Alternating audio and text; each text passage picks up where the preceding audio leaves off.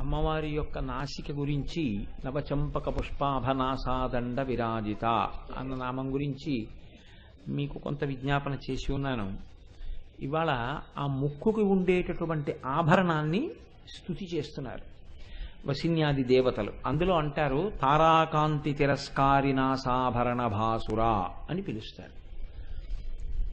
ముక్కు వేరు, ముక్కుకి ఉండేటటువంటి ఆభరణము వేరు. రెండూ ఒక్కలాగే అనిపించవచ్చు.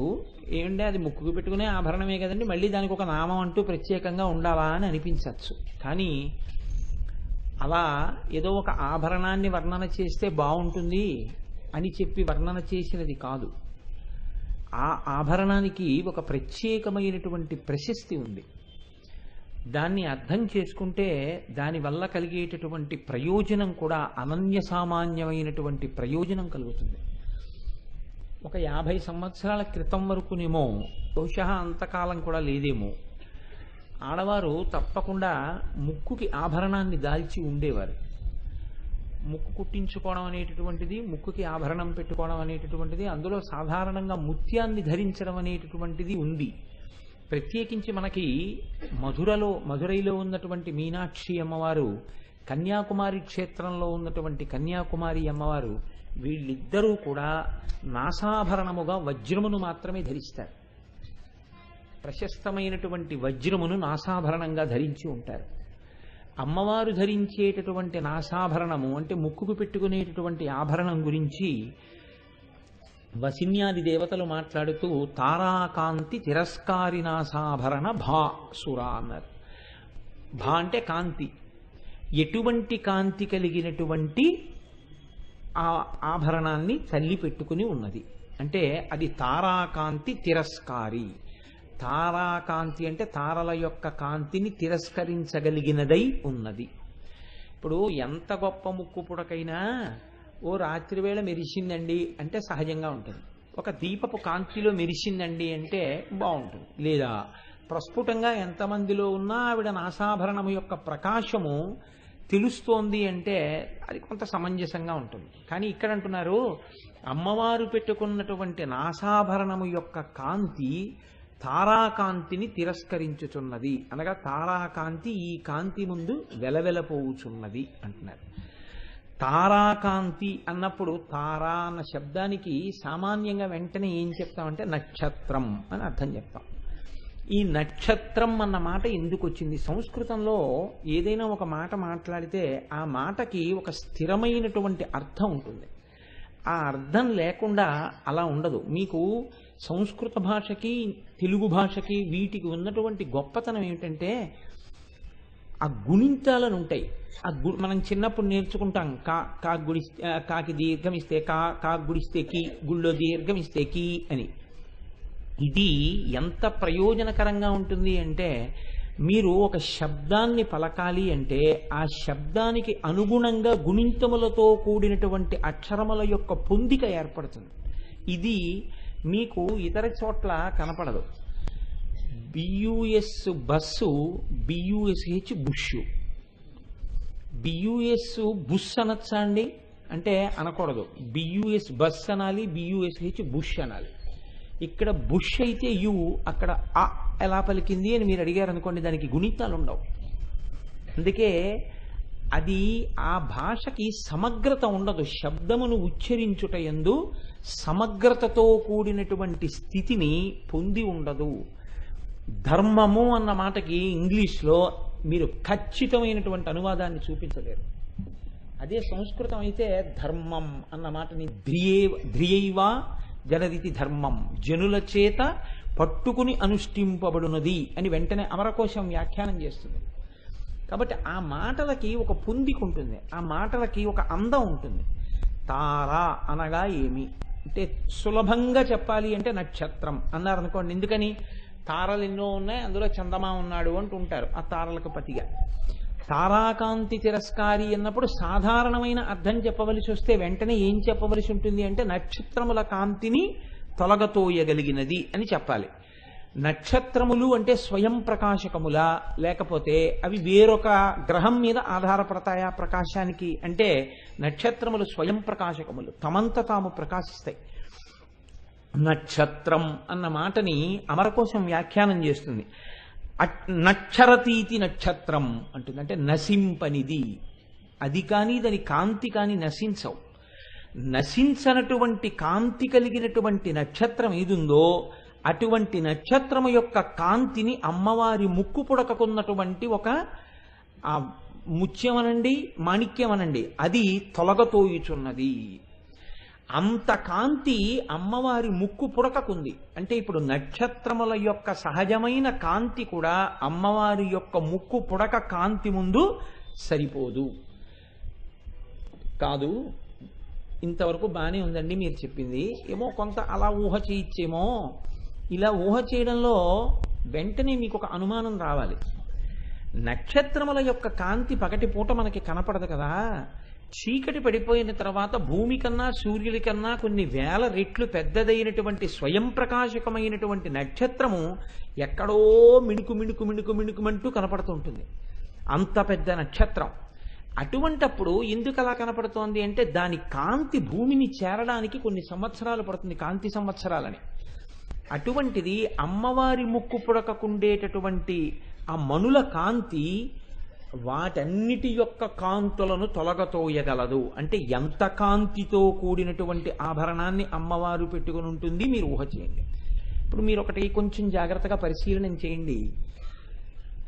వ్యక్తి పెట్టుకున్న ఆభరణము, ఈ రెండిటిలో ఎలా ఉండాలంటే వ్యక్తి యొక్క శోభను ఆభరణము ఇనుమడింప చేసేదై ఉండాలి తప్ప ఆభరణము యొక్క శోభ ఎక్కువైపోయి దాని వలన వ్యక్తి యొక్క వెలితితనం ప్రకాశించకూడదు. ఒక ఉదాహరణకి ఒక గొప్ప కిరీటాన్ని నేను పెట్టుకున్నాను అనుకోండి. ఇప్పుడు ఈయన పెట్టుకోకుండా ఉంటే బాగుండేదండి, ఆ కిరీటం ఎంత గొప్పగా ఉందండి, దాని ప్రకాశం ఉంది, అసలు ఆయన మొహం కనపట్టలేదు అన్నారు అనుకోండి. ఇప్పుడు ఏమైపోతుందంటే ఆ కిరీటం పెట్టుకోవడం వల్ల నా ముఖానికి ఉన్న వెలితితనం బయటకు వస్తుంది కదండి. ఇప్పుడు అమ్మవారి ముక్కు పుడకలే అంత కాంతివంతంగా ఉంటే ముక్కు పుడకలో ఉన్న రాళ్ళు అంత కాంతివంతమైతే ఇవి అమ్మవారికి శోభనిచ్చేవై ఉండాలంటే ఆవిడ ముఖకాంతి ఎంత గొప్పదై ఉండాలి. ఇది మీకు ధ్యానమునకు అవసరమైన వస్తువు. అందుకే వక్త్రలక్ష్మి పరీవాహ చలన్మీ నాభలోచన లక్ష్మి అన్నారు. ఆ ముఖ కాంతి అంత గొప్పగా ఉంటుంది. ఆ కాంతికి తారల యొక్క కాంతిని తిరస్కరించగలిగినంత గొప్ప ఆభరణమును ఆవిడ దాల్చి ఉన్నా అది మాత్రం ఆవిడ దగ్గర ఆభరణ స్థాయిలోనే నిలబడిపోతుంది. కానీ తారల ముందు వాటి కాంతిని తొలగతోయగలిగినదై ఉంటుంది. ఇది అమ్మవారి యొక్క దివ్ అంటారు. దివ్ అంటే వెలుతురు, శోభ, కాంతి, ప్రకాశం. ఆవిడ యొక్క ముఖ దీప్తిని పట్టుకోవడానికి మీకు ఒక ఆధారమై ఉంటుంది ఈ ముక్కు యొక్క ఆభరణం. మీరు ఆ కోణంలో కొంచెం జాగ్రత్తగా ఆలోచించండి. ఒక వస్తువు యొక్క తెల్లతనం బాగా తెలియాలి అంటే ఆ తెల్లతనం పక్కన కొంచెం నల్లతనం వచ్చిందనుకోండి, అప్పుడు ఆ తెలుపు ఇంకా తెలుపుగా కనపడుతుంది. తారల యొక్క కాంతిని తొలగతోయగలిగినంత కాంతి కలిగినటువంటి రెండు మణులు ప్రకాశిస్తున్నటువంటి ముక్కు పుడక ముఖానికి పెట్టుకుంటే అంత కాంతి ముందు ఈవిడ ముఖం వెలవెలపోవడమో లేకపోతే అంత కాంతి ముందు అమ్మవారి కన్నులు ఇబ్బంది పడ్డామో, అయ్య బాబోయ్ ఇదేమిటి ఇంత కాంతిని, అన్ని నక్షత్రాల కాంతే ఎందుకు పనికి రాకపోతే ఆవిడ ముఖం అంత ప్రకాశంలో చూడడం కుదరట్లేదండి, ఆవిడ ముఖం కనపట్టలేదండి అని అనవలసినటువంటి అవసరం మీకేమైనా ఏర్పడుతుందా? ఏర్పడదు. అంటే తారల కాంతిని తిరస్కరించగలిగినంత కాంతి కలిగిన రెండు మణులను ముక్కు యొక్క ఆభరణమునందు ధరించినటువంటి తల్లికి అది ఆభరణ స్థాయిలోనే నిలబడిపోయిందంటే ఆవిడ ముఖకాంతి ఎంత గొప్పదై ఉండాలి అంటే దానితో పోల్చడానికి అసలు ఉపమానం లేదు. అందుకే వక్త్రలక్ష్మీ పరీవాహ చలన్మీనాభలోచన అన్నారు, కానీ ముఖకాంతికి ఉపమానం వ్యాసుడు వెయ్యలేదు, వసిన్యాది దేవతలు వెయ్యలేదు. అంటే ఇప్పుడు దీన్ని పట్టుకుని మీకేం తెలుస్తోంది? ఆవిడ ముఖకాంతి తెలుస్తోంది. ఆయన వేసుకునే చెప్పులండి అన్నాను అనుకోండి, ఆయన వేసుకునే చెప్పులే ఇలా ఉంటే ఇంకా ఆయన ఎంత డబ్బుగా ఉంటాడో అనిపిస్తుంది కదండి. ఆ చెప్పులే ఎలా ఉంటేనే ఇంకా ఆయన చంద్రహాసం అండి ఇది అన్నాను అనుకోండి, ఆ చంద్రహాసాన్ని మీరు చూడ్డానికే భయంకరంగా ఉంది, దాన్ని అసలు మీరు కలపలేకపోతున్నారు అనుకోండి. ఇప్పుడు ఈ చంద్రహాసాన్ని అలవోకగా పట్టుకుని యుద్ధం చేసే వ్యక్తి ఎంతటి పరాక్రమవంతుడై ఉండాలి? తారల కాంతిని తిరస్కరించగలిగినటువంటి మణులు తన ముక్కు ఆభరణంలో పెట్టుకున్న తల్లి యొక్క ముఖకాంతి ఎంత గొప్పదై ఉండాలి. ఇది మీరు ఉపాసన చేసేటప్పుడు ఆ కాంతిని చూడడంలోనే జన్మ సార్థకత అంతా ఉంది. దీనికి అలవాటు పడితే ఏమైపోతుందంటే మనసు పిచ్చెక్కిన దానిలా తిరగడం మొదలెడుతుంది. మీకు ఏ ఇతర విషయం మీద సరి అయినటువంటి నిశ్చలమైన బుద్ధి కానీ జ్ఞాపక శక్తి కానీ లేకపోతే చెప్పిన విషయాలు జ్ఞాపకంలో ఉండడం కానీ ఎందుకు తగ్గుతాయో తెలుసా అండి? ఆ కాంతి ఉపాసన ముందు డాజిల్ అయిపోయే కళ్ళంటారు చూసారా, అలా మీరు ఒక గొప్ప ఆనందాన్ని అనుభవించేస్తారు. అసలు ఆ ముక్కు పుడకను చూస్తే, ఆ ముక్కు పుడకను చూసినప్పుడు ఆ ముక్కు కాంతి, ఇంత కాంతితో కూడిన ఆ ముఖదీప్తి మీకు కనపడేటప్పటికీ అబ్బా ఏమి ముఖంరా అమ్మవారిది అనేటప్పటికీ మీరు అంత తొందరగా బయటికి రాలేరు. అది మీరు అనుభవించగలిగినటువంటిది ధ్యానమునందు మీకు అనుభవైక వీద్యము కావలసినటువంటిది అయి ఉంటుంది. అందుకే పూజ యందు ఒక రహస్యం చెప్తారు పెద్దలు. దేవాలయంలో కానీ పూజ చేసేటప్పుడు కానీ అభిముఖంగా కూర్చుని చెయ్యవచ్చా అంటే, మహారాజు గారు కూర్చుని ఉంటే ఆయనకి అభిముఖంగా కూర్చుని ఉండరు, ఆయన విష్ణువాంశలో ఉంటాడు. ఆయన తేజస్సుని వీళ్ళు తట్టుకోలేక పక్క కూర్చుంటారు. అలాగే పూజ చేసేటప్పుడు కూడా ఒక పక్కకి కూర్చుని పూజ చేస్తారు. దేవాలయంలో పూజ చేసినా ఒక పక్కకి కూర్చుని పూజ చేస్తారు తప్ప అభిముఖంగా కూర్చోలేరు. ఎందుకని అంటే మీరు దీన్ని బట్టే ఒక రహస్యాన్ని చూడవలసి ఉంటుంది. మీరు చూడండి, మనం సాధారణంగా ఒక మాట అంటుంటాం పూజలో. మొట్టమొదటి మంత్రం చెప్పి సహస్ర శీర్షా పురుష సహస్రాక్ష సహస్రపాత్ సభూమిం విశ్వతో వృత్వా అత్యతిష్ట దశాంగుళం అని హిరణ్యవర్ణాం హరిణీం సువర్ణ రజతస్రజాం అంటూ శ్రీ సూక్తంలో మొదటి మంత్రము చెప్పి శ్రీ ఉమామహేశ్వరాభ్యాం నమః ఆవాహయామి అంటాం. ఆవాహయామి అనండి, లేకపోతే స్వాగతం పరికల్పయామి అనండి, మీరు ఏమనండి, అక్కడ లేడా మూర్తి? ఇప్పుడు ఏమైనా కొత్తగా జేబులోంచి తీసి మీరు పెడుతున్నారా పూజా మందిరంలో? కాదు. దాని అర్థం ఏమిటో తెలుసా అండి? ఇంతకుముందు పూజా మందిరంలో ఉన్నవాడు మీకు కనపడ్డం కాదు. ఇప్పుడు మీరు ఆవాహయామి అని మంత్రం చెప్పి కళ్ళు తెరిచేటప్పటికీ ఈశ్వరుడు వచ్చి సింహాసనంలో కూర్చుని కుడి చెయ్యి తీసి పక్కన ఉన్నటువంటి ఆ విశ్రాంతి స్థానం మీద వేసి అలవోకగా ఇలా కుడికాలు పైకెత్తి తన ఎడమ పాదాన్ని తీసుకెళ్లి కుడికాలు కింద పెట్టుకుని కుడి పాదాన్ని ఒక్కదాన్ని పాదపీఠం మీద పెట్టి కూర్చుని ఇలా కదిలితే ఆయన యొక్క కదలిక మీకు ఇక్కడ దర్శనం కావాలి. అది ఆవాహయామి. ఇప్పుడు మంత్రం చేత మూడు ఏకీకృతం అవ్వాలి: మనసు, వాక్కు, దానితో పాటుగా కాయికమైనటువంటి కదలిక. అప్పుడు మీరు ఆవాహయామి అని అయ్యా కూర్చోండి సింహాసనంలో అనాలి. ఇది మీరు చూడడం ఎక్కడ వస్తుంది? ఇక్కడ వస్తుంది. ఇక్కడ చూడడం వస్తే ఆ దీప్తి ప్రకాశించింది అనుకోండి ఏదో ఒక రోజున, అంతే సమాధి యందు ప్రవేశిస్తారు. అది ఒక గొప్ప ఆనందానుభూతి అయి అక్కడతోనే పూజ పూర్తయిపోతుంది. అసలు నిజంగా అది అనుభవించిన వ్యక్తి పూజ గురించి గమ్మత్తుగా మాట్లాడతాడు. అసలు పూజ ఎలా చేసామని అడుగుతాడు. అందుకే అన్నమాచార్యులు వారు చూడండి, షోడశ కళానిధికి షోడశోపచారములు జాడతోడ నిచ్చలును సమర్పయామి అన్నారు. ఏమిటా అంతటా నిండిపోయిన నీకు ఆవాహనం ఎలా చెప్తాను? సూర్యచంద్రుడు కన్నులుగా ఉన్నవాడికి దీపం ఏం పట్టుకొచ్చి పెట్టను? భూమిని పీఠంగా ఉన్నవాడికి తీసుకొచ్చి ఏ పీఠ వేయమంటావు, ఏ సింహాసనం వేయమంటావు? కాబట్టి నాకు ఎలా చెయ్యాలో అర్థం కావట్లేదు. పూజ అన్నవాడి పూజని ఈశ్వరుడు స్వీకరించాడు. వస్త్రోద్ధూత విధౌ సహస్రకరత పుష్పార్చని విష్ణుత గంధే గంధవహాత్మతాన్నపచనే బర్హిర్ముఖాధ్యక్షత అన్నారు శంకరాచార్యులు వారు. అబ్బో తప్పకుండా నీకు గంధం అనులేపనం చేస్తాను, కానీ నాకు వాయుతత్వం నేను వాయువు అయితే నీకు గంధం పోస్తానన్నారు. నువ్వు బ్రహ్మాండాలని నిండిపోయి ఉంటే నేను ఎక్కడ రాయి నీ చెయ్యెట్టుకుని గంధం? నన్ను వాయువుగా మార్చు, అంతటా నిండి నేను కూడా రాస్తాను గంధం అన్నారు. నీకు అన్నం పెట్టనా? నన్ను అగ్నిహోత్రుని నేను చెయ్యి, పాచకుండయి ఎక్కడో వంట చేసి నీకు పెడతాను. నేనేం వండను నీకు? అన్ని చోట్ల ఉండేది ఆయనే కాబట్టి నన్ను అగ్నిని చెయ్యి, నీకు ప్రసాదం తయారు చేస్తానన్నారు. నన్ను సూర్యుణ్ణి చెయ్యి, నీకు బట్టని వేస్తానన్నారు. ఎందుకని? అంతటా నిండిపోయిన వాడికి పంచి ఎక్కడ తేనయా నీకు? నేను 6 గజాలు పంచి తీసుకొచ్చి పెడితే నీకు సరిపోతుందా?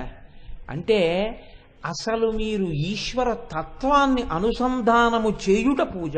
అందుకే శృంగగిరి పీఠాధిపత్యం వహించినటువంటి చంద్రశేఖర భారతీ స్వామి గారు అంటారు, పూజ అంటే a perfect communication with God is called the puja అన్నారు ఆయన. A perfect communication. మీరు ఏదో ఒక్క స్థాయిలో ఒక్క ఉపచారమునందు మీ మనసు మగ్నమై మీరు అర్చించుట, ఇది చెయ్యగలిగితే అక్కడే మీరు ఈశ్వర కృపకు పాత్రులవుతారు. అంతేగాని తారాకాంతి తిరస్కారి నాసాభరణ భాసుర అంటే అమ్మవారి ముక్కు పొడకొక్కటి చూడమని కాదు దాని ఉద్దేశం. చెప్పకుండా చెప్పడం, అమ్మవారి ముక్కు పుడక యొక్క 2 రాళ్ల కాంతి అంత ఉంటే ఈ కాంతి ఆభరణముగా నిలుపుకోగలిగినంత కాంతి ముఖం ఎంత అయి ఉంటుంది. అంత కాంతి కలిగిన ముఖం ఉన్న తల్లిరా తల్లి, నీకు దర్శనీయం అవుతోందా అమ్మ? ఈ మాంసనేత్రమునకు కనపడుతుంది నువ్వు భక్తితో ఉండగలిగితే. ఇది పట్టుకోగలగడం. కాబట్టి చూడండి, తారా అన్న మాట ఇప్పుడు ఆ ఆభరణం మీకెలా పనికొస్తుంది? సరేనండి, మీరు చెప్పారు, బాగుంది. ఇప్పుడు ఆ ఆభరణంతో ఉన్న అమ్మవారిని ధ్యానం చేయమంటున్నారు. ధ్యానం అన్నది ఎప్పుడు? అసలు మనస్సు అన్నది నిలబడితే. అసలు మేము ఎంత ఆలోచించినా ఇంత కాంతి, ఇంత కాంతి కన్నా గొప్ప కాంతి మాకు ద్యోతకము కావట్లేదు లోపల. ఎలా, ఎందుకు పనికొస్తుంది ఈ నామం మాకు అంటే, లలితా సహస్రనామాన్ని వసిన్యాది దేవతల చేత అమ్మవారు చెప్పించడం వెనక ఉన్న రహస్యం అది. తారా అన్న మాటకి తరంత్యనయా నావికా ఇది తారా అని అర్థం. అంటే దీనిచే నావికులు తరింతురు అని అర్థం. సముద్రంలో వెళ్ళిపోయేటప్పుడు నావికులు నక్షత్ర మండలం వంక చూస్తారు. మనకి నక్షత్రాలని ఎలా గుర్తుపట్టచ్చు అని వేరే శాస్త్రం ఉంది. ఇప్పుడు అది అంతా చెప్పడం నా ప్రయోజనం కాదు. మృగశిరా నక్షత్రం కనపడితే ఎన్ని నక్షత్రములతో కూడి ఉంటుంది? 3 నక్షత్రాలతో జంతువు యొక్క ముఖంలా కనపడుతుంటుంది మృగశిరా నక్షత్రం. అలా ఒక్కొక్క నక్షత్రం ఒక్కొక్కలా కనపడుతూ ఉంటుంది ఆకాశంలో. దానికి మళ్ళీ వేరే తారాశాస్త్రము అని మనకి కొన్ని చోట్ల వ్యాఖ్యానాల్లో కూడా కనపడుతుంది. ఏ నక్షత్రం ఎలా ఉంటుందో చెప్తారు. ఇది చూడడం వచ్చిందనుకోండి, ఆ నక్షత్రం ఎటు ప్రకాశిస్తోంది, అది ప్రకాశించినప్పుడు ఏ దిక్కులో ఉన్నది అన్నది చెప్తారంటే, నేను ఇప్పుడు దాని జోలికి ఎందుకు వెళ్ళలేదంటే 2 మండలాల కింద విడిపోతుంది భూగోళం. ఇలా ఒకటి ఉండి ఇలా ఒకటి ఏర్పడుతుంది. ఇక్కడికి కొన్ని నక్షత్రాలు వస్తాయి, ఇలా కొన్ని నక్షత్రాలు వస్తాయి. ఇందులో పూర్వాషాఢ ఉత్తరాషాఢ ఇటు ఇటు వచ్చి నాయకత్వం వహిస్తాయి. నక్షత్ర శాస్త్రం తెలుసున్న నావికుడు సముద్ర మధ్యంలో ఎక్కడున్నా చీకటి పడ్డాక ఆకాశం వంక చేసి ఏ దిక్కులో వెడితే ఏ నక్షత్రం వైపుకి ఏ దిక్కులో ఏది ఉందో కనిపెడతాడు. కనిపెట్టి అవసరమైతే తన దగ్గర ఏదీ లేకపోయినా నక్షత్రాలని పట్టి పెడతాడు. అందుకే నావికుడికి ఎవ్వరూ లేనప్పుడు, తానొక్కడే మిగిలిపోయినప్పుడు సముద్రంలో ప్రయాణించడానికి ఆ తారకల మార్గం చెప్తాయి. అందుకని దీని చేత నావికులు తరిస్తారు. తరించుట అనగా సముద్ర తరణము చేయుట, సముద్రమును దాటుట. అది బాహ్యార్థం. అంతరార్థం ఏమిటో తెలుసా అండి? అంతరార్థంలో ఎవరో కాదు నావికులు, ఎక్కడో లేదు సముద్రం. సముద్రంలో ఉన్న నావికులం మనందరం. ఏమిటా సముద్రం? సంసారం అనేటటువంటి సముద్రం. ఈ సంసారం అనే సముద్రంలో మనందరం తుఫానులో చిక్కుకున్న నావికులం. ఎటు వెళ్ళాలో తెలియదు, ఎటు వెడితే మనం తరిస్తామో తెలియదు. మార్గం తెలియక, సంసారమును ఎలా తరించాలో తెలియక, ఇక్కడ కష్టాల నుంచి గట్టు ఎలా ఎక్కాలో తెలియక, మీరెవరిని పలకరించండి, శంకరాచార్యులు వారికి ఒకానొక సమయంలో అసహ్యం పుట్టన్నారు. నలినీదలగత జలమతి తరళం తత్వజీవితమతిశయ చపలం విద్యుద్యభిమానగ్రస్తం లోకం శోకచ హంత సమస్తం అన్నారు. వీళ్ళ అసాధ్యం కూడా. ఎప్పుడూ కోరికలే, ఇంత చిన్న జీవితం రా, ఇందులో ఎప్పుడు అభిమానాలు, రోగాలు, రొచ్చులు, కోరికలు, కష్టాలు, సుఖాలు. ఈశ్వర అన్నవాడు కనపట్టలేదు కదరా. లోకం శోకచ హంత సమస్తం, శోకంతో చచ్చిపోయింది లోకం అన్నారు శంకరాచార్య గారు. ఇటువంటి స్థితిలో మనందరం నావికులమై దిక్కు తెలియక పడున్నాం. ఇటువంటప్పుడు దిక్కు చెప్పే తార అమ్మవారి యొక్క ముక్కుకున్నటువంటి ఆభరణము. అమ్మవారి నాసాభరణం వంక చూసి నమస్కారం చేస్తే, అందుకే అమ్మవారి దర్శనమే వేరు, మిగిలినవి వేరు, అమ్మవారి దర్శనం వేరు. ఒక్కొక్క క్షేత్రానికి వెళ్ళినప్పుడు అమ్మవారు ఎన్ని చేతులతో ఎలా ఉంటుందో కూడా మీరు నిశితంగా పరిశీలనం చేయవలసి ఉంటుంది. ఒక తల్లికి తాటంకముల చేత ప్రశస్తి, ఒక తల్లికి మంగళసూత్రం చేత ప్రశస్తి, ఒక తల్లి మంగళసూత్రం పైకి వేసుకుని ప్రశస్తి. మీకు వెంకటాచలం వెడితే, వెంకటాచలం అంటే తిరుపతి, తిరుపతి వెడితే గోవిందరాజస్వామి వారి దేవాలయం ఉంది. గోవిందరాజస్వామి వారి దేవాలయం లోపలికి వెడుతుంటే మొట్టమొదట ఎడం చేతి పక్కన పుండరీకవళ్ళి అని ఉంటుంది. పుండరీకవళ్ళి అంటే పద్మనయన అని దాని అర్థం. లక్ష్మీదేవి యొక్క దేవాలయం. అక్కడ ఉన్నటువంటి అమ్మవారి యొక్క ధ్రువమూర్తి, ఉత్సవమూర్తి కూడా మంగళసూత్రాలు పైకి వేస్తారు. ఒకవేళ మీరు ఏ కారణం చేతనైనా అడిగారనుకోండి, అయ్యా ఒక్కసారి మాంగళ్యం చూపించండి అని అడిగారనుకోండి, అక్కడ ప్రత్యేక అర్చకులు ఏం చేస్తారంటే వెంటనే అమ్మవారి మంగళసూత్రాన్ని చీరలోంచి పైకి తీసి పవిట కొంగులోంచి తమ ఎడం చేతి మీద పెట్టుకుని ఇలా చూపిస్తారు. ఎందుకు చూపిస్తారో తెలుసా అండి? తిరుపతిలో పుండరీకవల్లి మాంగళ్యాన్ని దర్శనం చేస్తే 5వ తనానికి వచ్చే ప్రమాదాలు పోతాయి. ఒక్కొక్క దేవత ఒక్కొక్క ఆభరణమును ధరించుట యందు ఒక్కొక్క ప్రశస్తిని పొంది ఉంటుంది అమ్మవారు. అమ్మవారి ఆభరణాలంటే అంత తేలిగ్గా ఉన్నవేం కావు. పెద్దలు అంత స్థాయిలో మాట్లాడారు అందుకే వాటి గురించి. కాబట్టి ఇప్పుడు ఎవరిని తరింపచేస్తోంది అంటే సుఖాని లేక, దారి తెలియక, మార్గం తెలియక, ఇక్కడ సుఖదుఖాలతో, కోరికలతో తీరక, వెంపర్లాడుతూ అసలు మోక్షం అనే మార్గం లేక, జ్ఞానం మాట అలా ఉంచండి, వైరాగ్యం అనేటటువంటి ధోరణే రాక సతమతమవుతున్నటువంటి జీవకోటి అంతటికి సముద్రంలో తుఫాను వచ్చినప్పుడు ఎన్ని నావలున్నా దాని చేత బాధపడవలసిందే. అన్ని నావలు గిరగిర గిరగిర గిరగిర తిరుగుతుంటాయి. ఒక నావ సముద్రంలో తుఫాన్లో చిక్కుకుపోయి అది ఏదో అలా ఇలా అయిపోయి ఇంకా నీటిలోకి ఒరిగిపోతుండగా తుఫాను తగ్గిపోయిన తరువాత అలా వెళ్ళిపోతున్నటువంటి ప్రమాదరహితమైన స్థితిలో ఉన్నటువంటి వేరొక నావలో ఉన్న నావికుడు దీన్ని గమనిస్తే అక్కడి నుంచి వచ్చి దీన్ని రక్షించవచ్చు. ఒక తుఫాన్లో అన్ని నావలు మునిగిపోతుంటే ఎవరిని రక్షిస్తారు? ఒకరికొకరు రక్షకులు లేరు. ఎవరు రక్షకులు? ఆవిడ ముక్కు ఆభరణం ఒక్కటే రక్షకత్వం వహిస్తుంది. అది నిన్ను కాపాడేయగలదు. ఎలా కాపాడేయగలదు? ఇక్కడ రహస్యాన్నంతటినీ దాచారు మన వాళ్ళు. అమ్మవారి యొక్క నాసాభరణంలో 2 రాళ్ళు ఉంటాయి.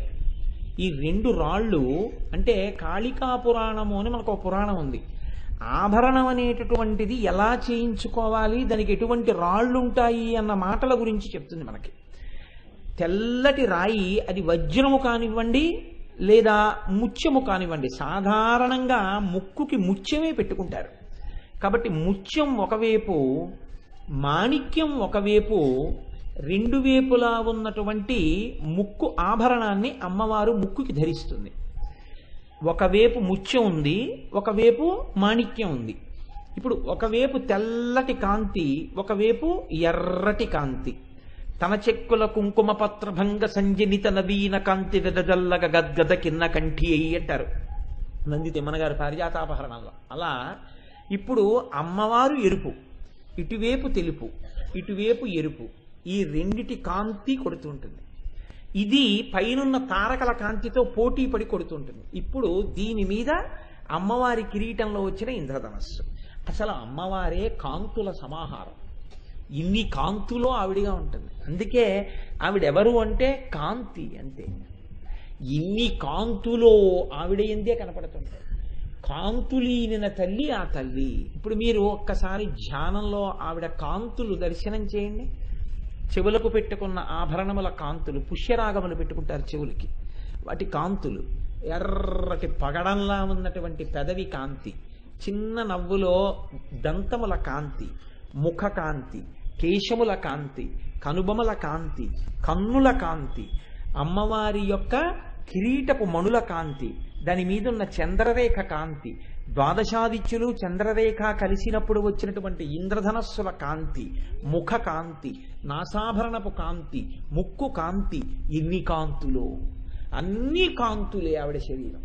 ఇన్ని కాంతుల సమాహారం అయి ఉంటుంది ఆవిడ యొక్క ముఖం. అందులో ఇప్పుడు తెల్లటి ముత్యం ఉంది, ఎర్రటి మాణిక్యం ఉంది. ఇవి 2 ప్రధానంగా ఏం చేస్తాయి అంటే, మనకి 9 గ్రహాలు ఉంటాయి. వీటిని కూడా తారాశబ్దం చేతనే సంకేతిస్తారు. 9 గ్రహాలు ఉన్నప్పటికీ ఈ 9 గ్రహాల యొక్క గొప్పతనం ఏమిటి అంటే మన జీవితంలో సుఖదుఖములనన్నింటినీ ఇవే నిర్ణయం చేస్తాయి. పుట్టినప్పుడు వాడు ఏ నక్షత్రంలో పుట్టాడో, ఎన్ని ఘడియల విఘడియలకి పుట్టాడో చూస్తారు. దాన్ని బట్టి జాతక చక్రం వేస్తారు. జాతక చక్రం వేసినప్పుడు ఏ ఏ స్థానముల యందు ఏ ఏ గ్రహాలు ఉన్నాయి చూస్తారు. వీటికి అక్కడతో పోదు, వీటికి గోచారం అని ఉంటుంది. గోచారం అంటే వాటి కదలిక. అవి గ్రహాలు కదులుతాయి. కదిలేటప్పుడు అన్నీ ఒకలా కదలం, ఒక్కొక్కటి మందగతిలో కదులుతాయి. ఒక్కొక్క దాని వేగం ఒక్కొక్కలా ఉంటుంది. ఇవి స్థానాన్ని బట్టి మిత్రత్వాన్ని శత్రుత్వాన్ని పోషిస్తాయి. ఒక స్థానంలో ఒక గ్రహం ఉంటే దానికి ఉచ్చ, ఒక స్థానంలోకి వెడితే నీచ. ఒకటి స్వక్షేత్రం అవుతుంది, ఒకదానికి మిత్రస్థానం ఉంటుంది, ఒకదానికి శత్రుస్థానం ఉంటుంది. ఒక్కొక్కటి వక్రదృష్టితో చూస్తూ ఉంటుంది. ఇలా చూడడంలో ఏమవుతుందంటే మీకు ఫలితాలను ఎలా ఇస్తాయి ఈ తారకలు అంటే స్వక్షేత్ర, ఉచ్చ, నీచ, మిత్ర, శత్రు, సమగ్రహ, నవగ్రహ, 12 రాసులతో కలిసి కదులుతూ గోచార రీత్యా మీకు ఫలితాలను అందజేస్తుంటాయి. ఇప్పుడు ఈ గ్రహాలన్నీ కదులుతున్నా ప్రధానమైనటువంటివి మనుష్య జీవితానికి సంబంధించినటువంటి సుఖమన్న మాటని, దుఃఖమన్న మాటని, జ్ఞానమన్న మాటని, అజ్ఞానమన్న మాటని 2 గ్రహాలు నిర్ణయం చేస్తుంటాయి ప్రధానంగా. ఒకటి శుక్రగ్రహం, ఒకటి కుజగ్రహం. కుజగ్రహం ఎర్రగా ఉంటుంది, శుక్రగ్రహం తెల్లగా ఉంటుంది. అందుకే మీకు ఈ పరికల్పన ఎక్కడ చేస్తారంటే ఒక్క సత్యనారాయణ స్వామి వారి వ్రతంలోనే చేస్తారు. శాబ్దికంగా పిలుస్తారు వాళ్ళని, నువ్వు ఇలా రా అని పిలుస్తారు. పిలిస్తే ఆయా దేవతలు అలాగే వస్తారు. ఆ గ్రహాలు అవి వచ్చేటప్పుడు ఎటువైపు ప్రదక్షిణం చేస్తూ ఎలా వస్తున్నాయో పిలుస్తారు. పిలిస్తే భార్యాసహితుడై ఉంటాడు కాబట్టి భార్య తమలపాకు వక్క ఇస్తుంది, ఆహ్వానం పలుకుతాడు. అప్పుడు దీన్ని పట్టుకెళ్ళి ఏ మూల కూర్చోవాలో ఆ మూల పెడతాడు. కలశలో సత్యనారాయణ స్వామి ఉంటారు. ఏ మూల ఆ గ్రహం వచ్చి కూర్చుంటుందో అక్కడ తమలపాకులు వక్క పెట్టి ఆవాహయామి, స్థాపయామి, పూజయామి అంటాడు. అంటే ఇప్పుడు ఆ గ్రహం అది అధిదేవత ప్రత్యధిదేవత సహిత 3గా వస్తుంది, వచ్చి కూర్చుంటుంది. అప్పుడు వాళ్ళకి వెంటనే అక్షతతో పూజ చేస్తాడు, అక్షత వేస్తాడు. అక్షత అంటే క్షతము కానిది అంటే నడుము విరగని బియ్యం, అది పసుపుతో ఉన్నది వేస్తే సమస్త పూజ దానికి చేసేసినట్టే. అది ఉపశాంతి పొందుతుంది. పొంది అది ఇవ్వాలనుకున్నటువంటి ఘోర ఫలితాన్ని ఇవ్వకుండా ఉపశాంతిని పొంది అది ఘోర ఫలితాన్ని తక్కువ స్థాయిలో ఇచ్చి వెళ్ళిపోతుంది. ఇప్పుడు అలా పిలిచేటప్పుడు శుక్రగ్రహాన్ని పిలిస్తే గమ్మత్తైన మాటతో పిలుస్తారు. మీరందరూ చేసినదే సత్యనారాయణ వ్రతం, అందులో విన్నదే. శుక్రగ్రహం శ్వేతవర్ణం శ్వేతగంధం శ్వేతపుష్పం శ్వేతమాల్యాంబరధరం శ్వేతఛత్రధ్వజ పతాకాదిశోభితం దివ్యరథ సమారూఢం మేరుం ప్రదక్షిణీకుర్వాణం పూర్వాభిముఖం పద్మాసనస్థం చతుర్భుజం దండాక్షమాల జటావల్కలధారిణం కాంభోజదేశాధిపతిం భార్గవసగోత్రం శుక్రగ్రహమావాహయామి, స్థాపయామి, పూజయామి అంటాడు. అంటే అది వచ్చేటప్పుడు ఎలా రావాలి, ఎలా వస్తుంది చెప్తారు. ఇవి అన్ని గ్రహాలకి ఉంటాయి. అందున మన సుబ్రహ్మణ్య శర్మ గారు చదువుతుంటే ఎంత అద్భుతంగా ఆవాహన చేస్తారో. మీరు భక్తితో చెయ్యాలి, కానీ మీరు భక్తితో చేస్తే ఆ సత్యనారాయణ వ్రతంలో చూపిస్తారు ఒక్కొక్క గ్రహం ఎలా వస్తుందో. అది శుక్రగ్రహం. ఓ శుక్రగ్రహమా నువ్వు రా. ఎలా వస్తావు? శ్వేతవర్ణం, తెల్లగా ఉంటాడు. శుక్రగ్రహం మీరు ఎప్పుడైనా చూశారో లేదో, ఆయన కూర్చున్నప్పుడు చాలా గమ్మత్తుగా ఉంటుంది. ఆయన అయ్యప్ప స్వామి వారు కూర్చున్నట్లు కూర్చుంటారు. మళ్ళీ ఒక్కొక్క గ్రహం ఎందుకు అలా కూర్చుంటుంది, దానికి సంకేతం ఎలా ఉంటుంది కూడా మీరు గమనిస్తే చాలా గమ్మత్తుగా ఉంటుంది. శుక్రగ్రహానికి అందుకే ఇది దాని సంకేతం శుక్రగ్రహానికి. కుజగ్రహానికైతే ఒక త్రిభుజం సంకేతం. మళ్ళీ సంకేతం చేత దాని ఫలితాన్ని చెప్తుంది. అందుకని దాన్ని పిలిస్తే శుక్రగ్రహాన్ని ఏమని పిలుస్తారంటే శ్వేతవర్ణం, తెల్లగా ఉంటాడు. శ్వేతగంధం, తెల్లగంధం పూసుకుంటాడు. శ్వేత పుష్పం, తెల్లటి పుష్పమాల వేసుకుంటాడు. శ్వేతమాల్యాంబరధరం, తెల్లటి బట్టలు కట్టుకుంటాడు. శ్వేతఛత్ర, తెల్లటి గొడుగేసుకుంటాడు. ధ్వజ పతాకాదిశోభితం, దండం కూడా తెల్లగా ఉంటుంది, పతాకం తెల్లగా ఉంటుంది. దివ్య రథ సమారూఢం, దివ్యమైనటువంటి రథం ఎక్కుతాడు. మేరుం ప్రదక్షిణీకుర్వాణం, మేరు పర్వత శిఖరానికి ప్రదక్షిణం చేస్తూ ఉంటాడు. అప్రదక్షిణం చేస్తాయి కొన్ని గ్రహాలు, ప్రదక్షిణం చేస్తాయి కొన్ని గ్రహాలు. ఎవరు ఎలా తిరుగుతున్నారో అలాగే పిలవాలి, అలాగే తిరిగి వస్తారు వాళ్ళు మీరు వేసిన మంటపంలోకి. కాబట్టి మేరుం ప్రదక్షిణీకుర్వాణం పూర్వాభిముఖం, వచ్చేటప్పుడు తూర్పు దిక్కుగా వచ్చి వాళ్తాడు. మీరు చూడండి, ఇంటర్నేషనల్ ఫ్లైట్స్, డొమెస్టిక్ ఫ్లైట్స్ ఉంటే ఎటువైపు నుంచి వస్తున్న విమానం అటువైపు నుంచి ఎలా జాగ్రత్తగా రన్వే మీదకి దిగి టెర్మినల్స్ వైపుకి వెళ్లాలో ఎయిర్పోర్ట్ అథారిటీస్ డిసైడ్ చేసినట్లే ఆ గ్రహాలు కూడా అంత గమ్మత్తుగా శాబ్దిక శక్తికి తిరిగి ఇలా వస్తాయి. ఆ శాబ్దిక శక్తి అమ్మవారు శబ్ద బ్రహ్మమయీ చరాచరమయీ జ్యోతిర్మయీ వాంగ్మయీ, ఆవిడే ఆ శబ్దానికి వస్తుంది ఆ శుక్రగ్రహం. కాబట్టి పద్మాసనస్థం చతుర్భుజం దండాక్షమాలా జటల్వల్కలధారిణం కాంబోజ దేశాధిపతిం భార్గవసగోత్రం, అటువంటి వాడు వచ్చి అక్కడ కూర్చుంటాడు. అధిదేవత ప్రత్యధిదేవత సహిత శుక్రగ్రహం ఆవాహయామి స్థాపయామి పూజయామి అంటాడు. అనగానే అది వస్తుంది. రాగానే రన్వే రెడీ చేసినట్లు అయ్యా ఇలా కూర్చోండి అని గభాలన భార్య ఇచ్చినటువంటి తాంబూలం అందుకుని అక్కడ పెడతాడు. పెట్టగానే అందులోకి వచ్చి చేరుతుంది, ఆ గ్రహం కూర్చుంటుంది. కూర్చోగానే ఉత్తరక్షణం పూజ చేయాలి, మీరు ఆగితే రాక్షస పూజ చేస్తారు. కాబట్టి వెంటనే భార్య చేత్తో అక్షతలు తీసుకుని అలా అక్షతలు సమర్పిస్తాడు. అంతే, అక్షత వేయగానే అన్ని పూజలు స్వీకరించినట్టే, ప్రసన్నమూర్తి అయిపోతాడు. అప్పుడు మళ్ళీ ఇంకో గ్రహాన్ని పిలుస్తారు. అలా శుక్రగ్రహం అంతా తెలుపు, అంతా తెలుపైనటువంటి శుక్రగ్రహం యొక్క అనుగ్రహం ఎవరికి ఉంటుందో, ఆయన స్వాతి నక్షత్ర జాతం, శుక్రగ్రహం స్వాతి నక్షత్ర జాతం. అది ఆ శుక్రగ్రహం యొక్క అనుగ్రహం ఎవరికి ఉంటుందో వాళ్ళ సంగీత సాహిత్యములు చాలా పై స్థాయిలో ఉంటాయి. అంత స్థాయిలో వాళ్ళు పొందగలిగినటువంటి అదృష్టాన్ని ఇస్తుంది ఆ గ్రహం. అనగా ఈశ్వరుడి యొక్క అనుగ్రహంగా అది ప్రసరణ అవుతుంది. అలాగే కుజగ్రహం, కుజగ్రహం ఎరుపు. కుజగ్రహం సాక్షాత్తు పరమశివుడు సృష్టించాడండి దాన్ని. మనం ఉత్తర భారతదేశం వెళ్ళినప్పుడు ఆ కుజుడు పుట్టినటువంటి ప్రదేశానికి వెళ్ళాం కూడా. ఆయన్ని పిలిస్తే ఎలా పిలుస్తారో తెలుసా అండి?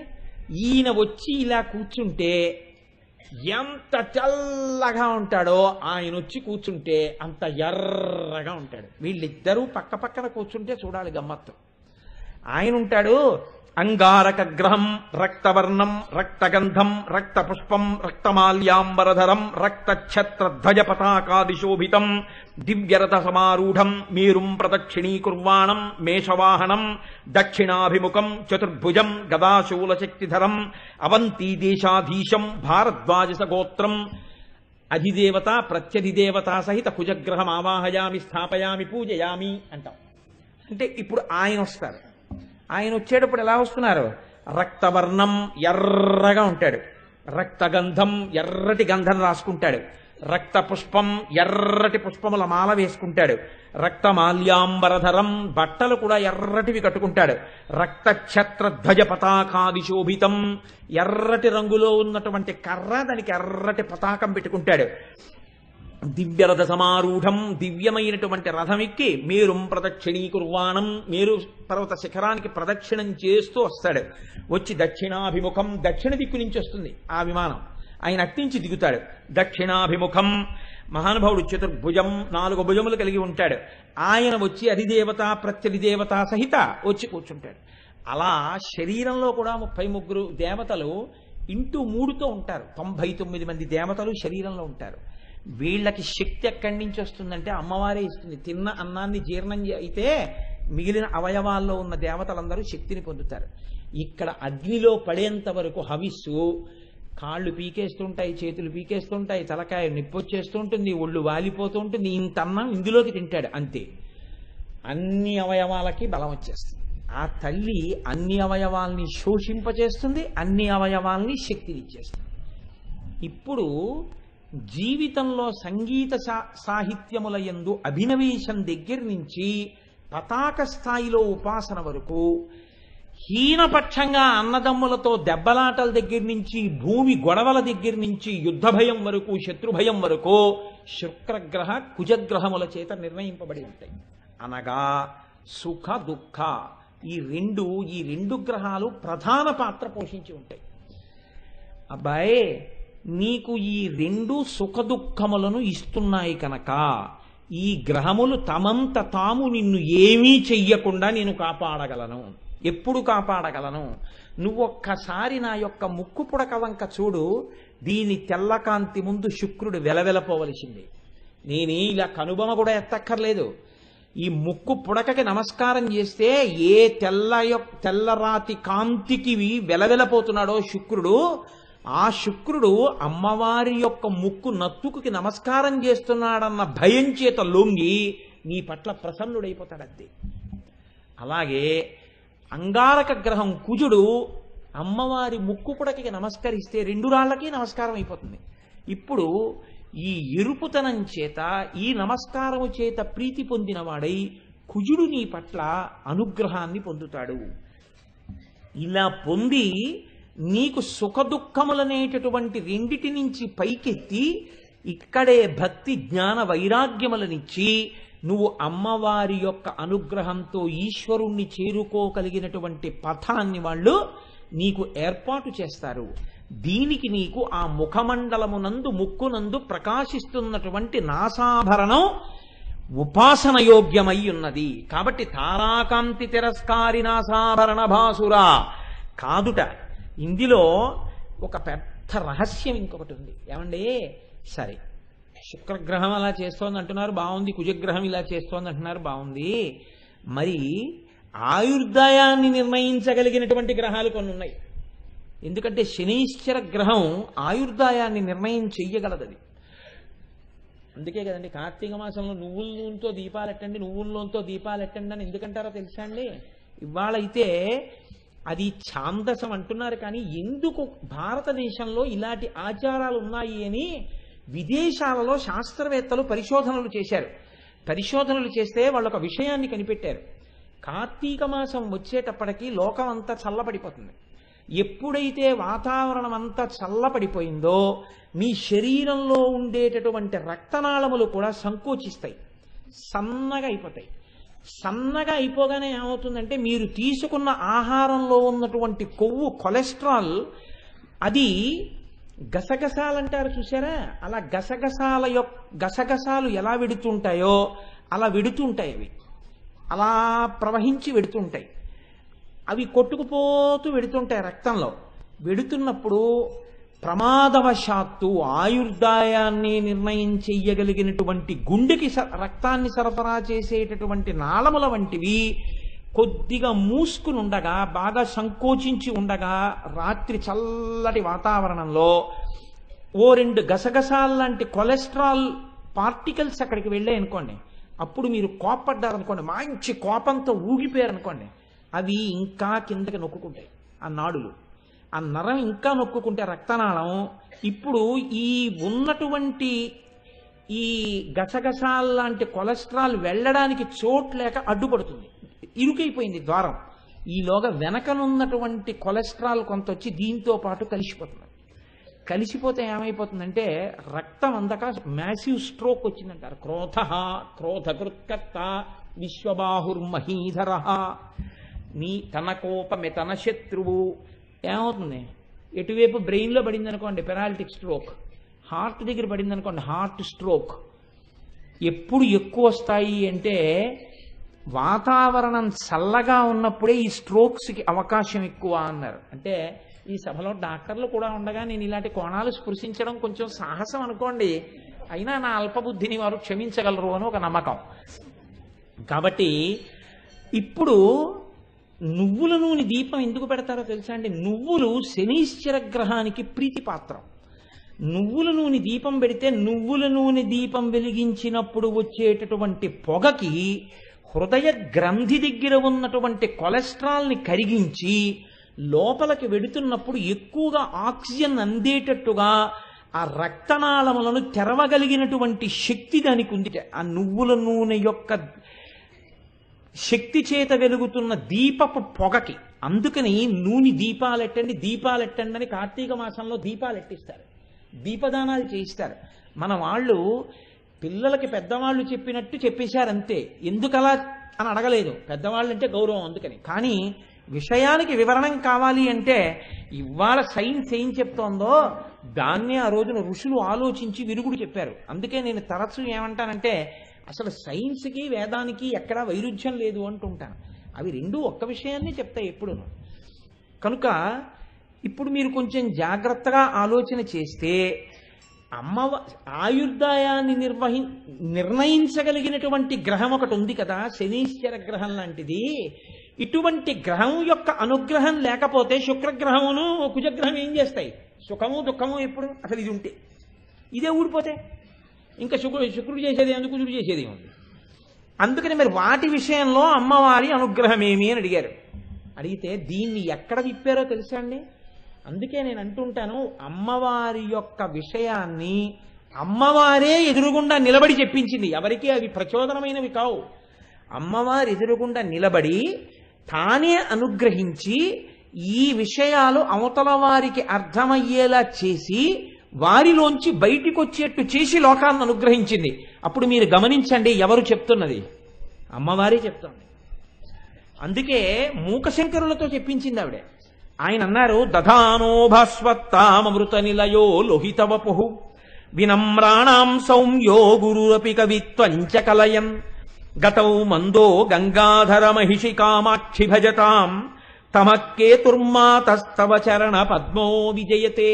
ఆయన అన్నారు, ఎవరు చెప్పారమ్మా నవగ్రహాలు ఏవో చేయగలవని? నవగ్రహాలు ఏం చేయవమ్మా అన్నారు. అదేమిటయా, లోకమంతా గ్రహాలకి గడగడలాడిపోయి మినుముల దానం పెసల దానం దానాలు చేసుకుంటూ భయపడుతూ అందరూ తిరుగుతుంటే ఏమీ చేయమంటావేమిటి నువ్వు గ్రహాలు అంటే? ఆయన అన్నారు, ప్రకాశం కదమ్మా సూర్యుడంటే. అసలు నీ శరీరం అంతా ప్రకాశమే, కాంతి. నీ పాదములను పట్టుకున్న వాడికి ఈ పాదముల కన్నా సూర్యకాంతి గొప్పదా? నీ పాదముల కాంతి ఉపాసన చేసిన వాణ్ణి ఆ సూర్యగ్రహం ఏం చేయగలదు? ఏమీ చేయలేదు. ఈ కాంతి ఉపాసన ముందు ఆయన ఇవ్వగలిగినటువంటి దుష్ఫలితములు ఏమైనా ఉంటే ఆగిపోవలసిందే. అమృత నిలయో, అమ్మా నువ్వు అమృతత్వానికి ప్రతీక. నీ పాదములు పట్టుకున్న వాడికి అమృతమునకు నిలయుడైనటువంటి చంద్రగ్రహం ఏం చేయగలదు? అదేం చేయలేదు. ఉచ్చం నీచం మిత్ర అమిత్ర సమానం లేకపోతే గోచారం ఆ గ్రహాలు ఏం చేయలేవు. ఎరుపుతనంలో నువ్వే కుజుడై ఉన్నావు, నీ ఎరుపుతనమే కుజగ్రహం. నీ పాదములు పట్టుకుని ఉండగా కుజగ్రహం మమ్మల్ని ఏం చేస్తుందమ్మా? నువ్వు ఎవరు వినయంతో నమస్కారం చేస్తున్నారో వాళ్ళ పట్ల నువ్వు పరమ సౌమ్యురాలివి. సౌమ్యమైన గ్రహమే శుక్రగ్రహం. అప్పుడు లేదా బుధగ్రహం, సౌమ్యగ్రహమైనటువంటి బుధగ్రహం నీ పాలిట వినతులై ఉన్న వాళ్ళని ఏం చేస్తుందమ్మా? అదేం చేయలేదు గోచారంలో. అలాగే నిన్ను గురువుగా నమ్ముకుని నీ పాదాలు పట్టుకుని జ్ఞానం పొందాలనుకున్న వాడికి గురుగ్రహం ఏం చేయగలదు? అది ఇంకో స్థానంలో ఉంది, గురుగ్రహం బలహీనంగా ఉందని ఏం చేయలేదు. ఆ పెద్ద గురుగ్రహం అమ్మవారి పాదాలు మాకు అండగా ఉన్నాయి.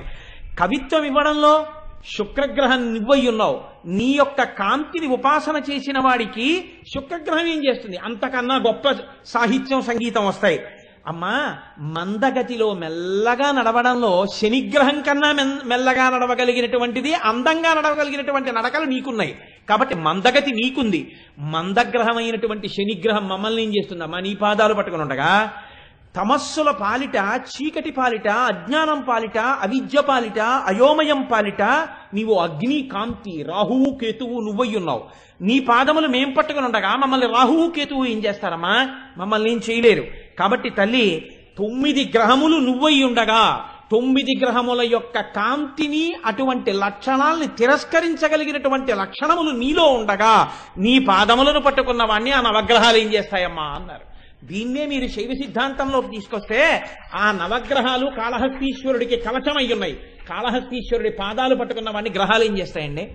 గ్రహాలు కూడా ఏం చెయ్యలేవు. అందుకే నేను ఈ మాట చెప్పినప్పుడు మీరు కొంచెం జాగ్రత్తగా గమనించే ప్రయత్నం చేయండి. జ్యోతిషము అన్న మాటకు అర్థం ఏమిటో తెలుసా అండి? జ్యోతిష్యము అంటే వేదమునకు ఉపాంగముగా అది ఎక్కడుంటుంది అని అడిగారు. అది నేత్రస్థానంలో ఉంటుంది. నేత్రస్థానం అంటే నేత్రం ఏం చేస్తుందండి?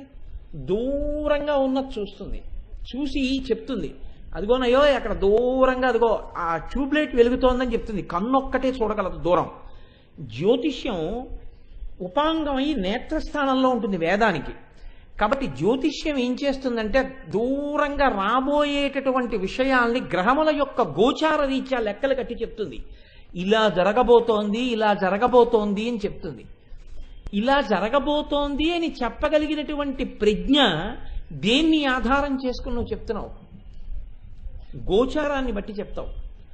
గ్రహములు ఆయా సమయములలో ఏ స్థానములో ఉన్నాయి, ఏ స్థానములతో ఉన్నటువంటి గ్రహములతో కూడి ఉన్నాయి, ఏ గ్రహములు ప్రధానమైనవి బలహీనంగా ఉన్నాయి, ఏవి బలంగా ఉన్నాయి, ఏవి ఏ స్థానాల్లో ఉన్నాయి, ఎలా కదులుతున్నాయి, ఎన్నాళ్ళు ఇలా కదులుతాయి, దీని గోచారం ఏమిటి, దీనికి ఏ ఫలితాలు వస్తాయి, నువ్వు రాశి చక్రాన్ని చూసి చెప్తున్నావు.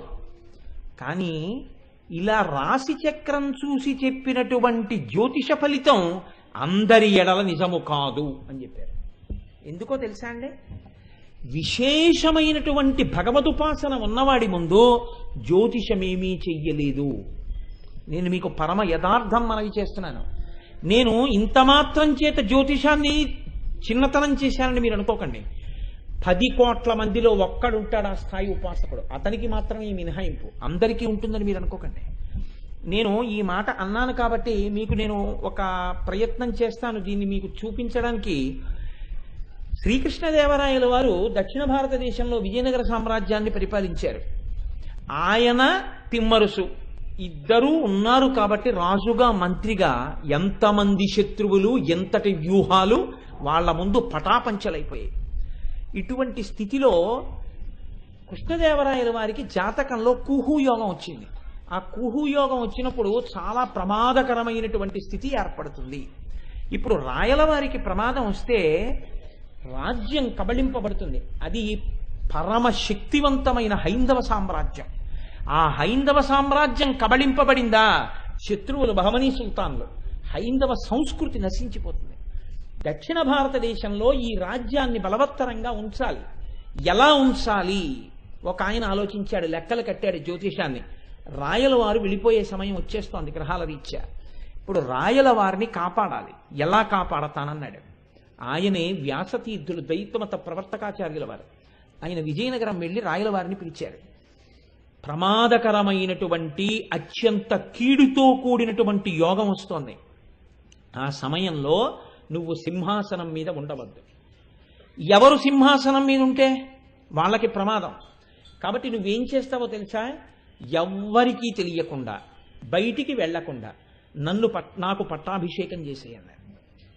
కృష్ణదేవరాయల వారు ఆయన్ని నమ్మి తను సింహాసనం దిగిపోయి తన కిరీటం వ్యాసతీర్థుల వారికి పెట్టేసి ఆయన్ని సింహాసనం మీద కూర్చోబెట్టి విజయనగర సామ్రాజ్యానికి పట్టాభిషిక్తుడిని చేశారు.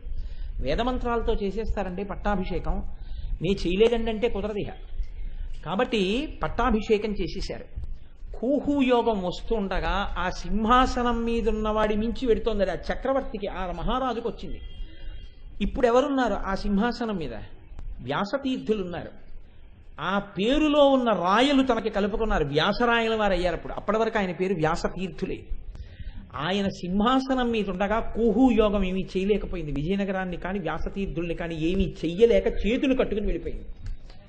వెళ్ళిపోయిన తర్వాత ఆ దుష్టమైన కాలం జారిపోయింది. కృష్ణదేవరాయ మళ్ళీ తీసేసుకో సింహాసనం అని కూర్చోపెట్టి మళ్ళీ కృష్ణదేవరాయల వారికి పట్టాభిషేకం చేశాడు వ్యాసరాయల వారు.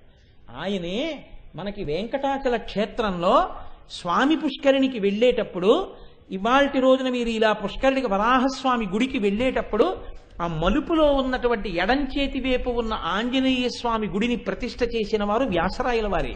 ఆయనే ప్రతిష్ఠ చేశారు. అంత గొప్ప శక్తిని నిరూపించి చూపించారు లోకంలో. అమ్మవారి అనుగ్రహం అంటే మాటల కింద ఉండదండి. దాని ముందు ఇక మిగిలినవి లెక్క కట్టి ఫలితాలు ఇస్తాయని మీరు చెప్పడం కుదరదు. ఉపాసన శక్తి అలా ఉండగా, అమ్మవారి పాదములు అలా పట్టుకుని ఉండగా వాడికి రమ్మంటే రావడానికి కుదరదు. చంద్రశేఖరమాశ్రయే మమ కింకరిష్యతి వయ్యమహ అని అడిగాడు. ఏం చేయగలిగాడు యమధర్మరాజు గారు? అందుకే వక్షస్థానమంతకస్య కఠినాపస్మార సంవర్ధనం భూభృత్పర్యటనం నమచ్చురచిర కోటీర సంఘర్షణం కర్మేదం మృదులస్య తావక పదద్వందస్య గౌరీపతే మచ్చేతోమణి పాదుకా విహరణం శంభో సదాంగీకురు అని ప్రణిపాతం చేసేశారు శంకరాచార్యులు వారు ఆ ఘట్టానికి. అంత భక్తి అంత పూనిక నీకుంటే నీ గ్రహములు కూడా ఏం చెయ్యలేక అలా చేతులు కట్టుకుని వెనక్కి వెళ్ళిపోతాయి, ఫలితాలు ఇవ్వకుండా. అలా వెళ్ళిపోగలిగినంతటి శక్తి నీ యందు ఎక్కడి నుంచి వస్తోంది? ఆ శక్తి అమ్మవారు ఇస్తుంది. వాడి జోలికి వెళ్ళకంటుందంతే, పక్క నుంచి వెళ్ళిపోవలసిందే. అంతటి శక్తి అమ్మవారి పాదములలోంచి వస్తోంది. ఆవిడ పాదములు పట్టుకుని ఉండగలిగావా, సామాన్యముగా ఇవ్వగలిగినటువంటి ఫలితములను గ్రహములు కూడా నీ యందు ఇయ్యలేవు. తారుమారవుతాయి ఫలితాలు, శుభాలిచ్చి వెళ్ళిపోవలసిందే. అది అమ్మవారి అనుగ్రహం అండి. అందుకనే మీకు నేను ఒక ఉదాహరణ చూపిస్తాను. గ్రహాలు లొంగడం ఏమిటండి, అమ్మవారు లొంగిపోయింది తెలుసా అండి. అమ్మవారు లొంగిపోయింది స్వయంగా. శృంగగిరి పీఠానికి ఉగ్ర నృసింహభారతీ స్వామి వారిని ఒక మహానుభావుడు పీఠాధిపత్యం చేశారు. ఆయన ఎంతటి పీఠాధిపత్యం చేసిన మహానుభావుడంటే, ఆయన ప్రతిరోజు కేవలం కాకరాకులు తినేవారంతే. కాకరాకులు ఒక్కటి తిని 24 గంటల్లో 20 గంటలు తపస్సు చేస్తే అనిమాది సిద్ధులన్నీ ఆయనకు వశమైపోయాయి. ఆయన వచ్చి నిలబడితే ఎవ్వరూ ఏం చేయలేకపోయారు. మీకు అంతవరకు ఎందుకండి, ఇప్పటికీ మీరు శృంగేరి వెళితే శత్రు సైన్యం వచ్చేస్తోంది, శారదాదేవి యొక్క ఆస్తిని కొల్లగొట్టడానికి, అమ్మవారికి ఉన్నటువంటి నగలను ఎత్తుకుపోవడానికి వచ్చేస్తున్నారంటే, శృంగగిరి పీఠాధిపతులు బయటికి వచ్చి ఒక చోట నిలబడి, నేను యుద్ధం చేయడం ఏమిటి, సన్యాసి నేనేమి యుద్ధం చేస్తాను, నేను చెయ్యక్కర్లేదు యుద్ధం, ఈయన చూసుకుంటారని చెప్పి ఒక గడప దగ్గరికి వెళ్ళి నిలబడి ఇలా ఇలా ఇలా ఇలా అన్నారు. అంటే దాని మీద కూర్చో గణపతి కూర్చున్నారు. ఇప్పటికీ తోరణ గణపతి అంటారు.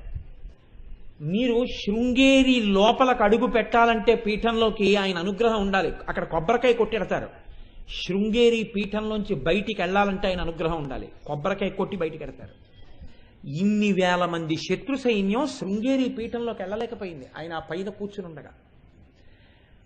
సనాతన ధర్మంలో చూపించారండి శక్తి అంటే ఏమిటో, ఉపాసన అంటే ఏమిటో, అనుష్ఠానం అంటే ఏమిటో చూపించారు.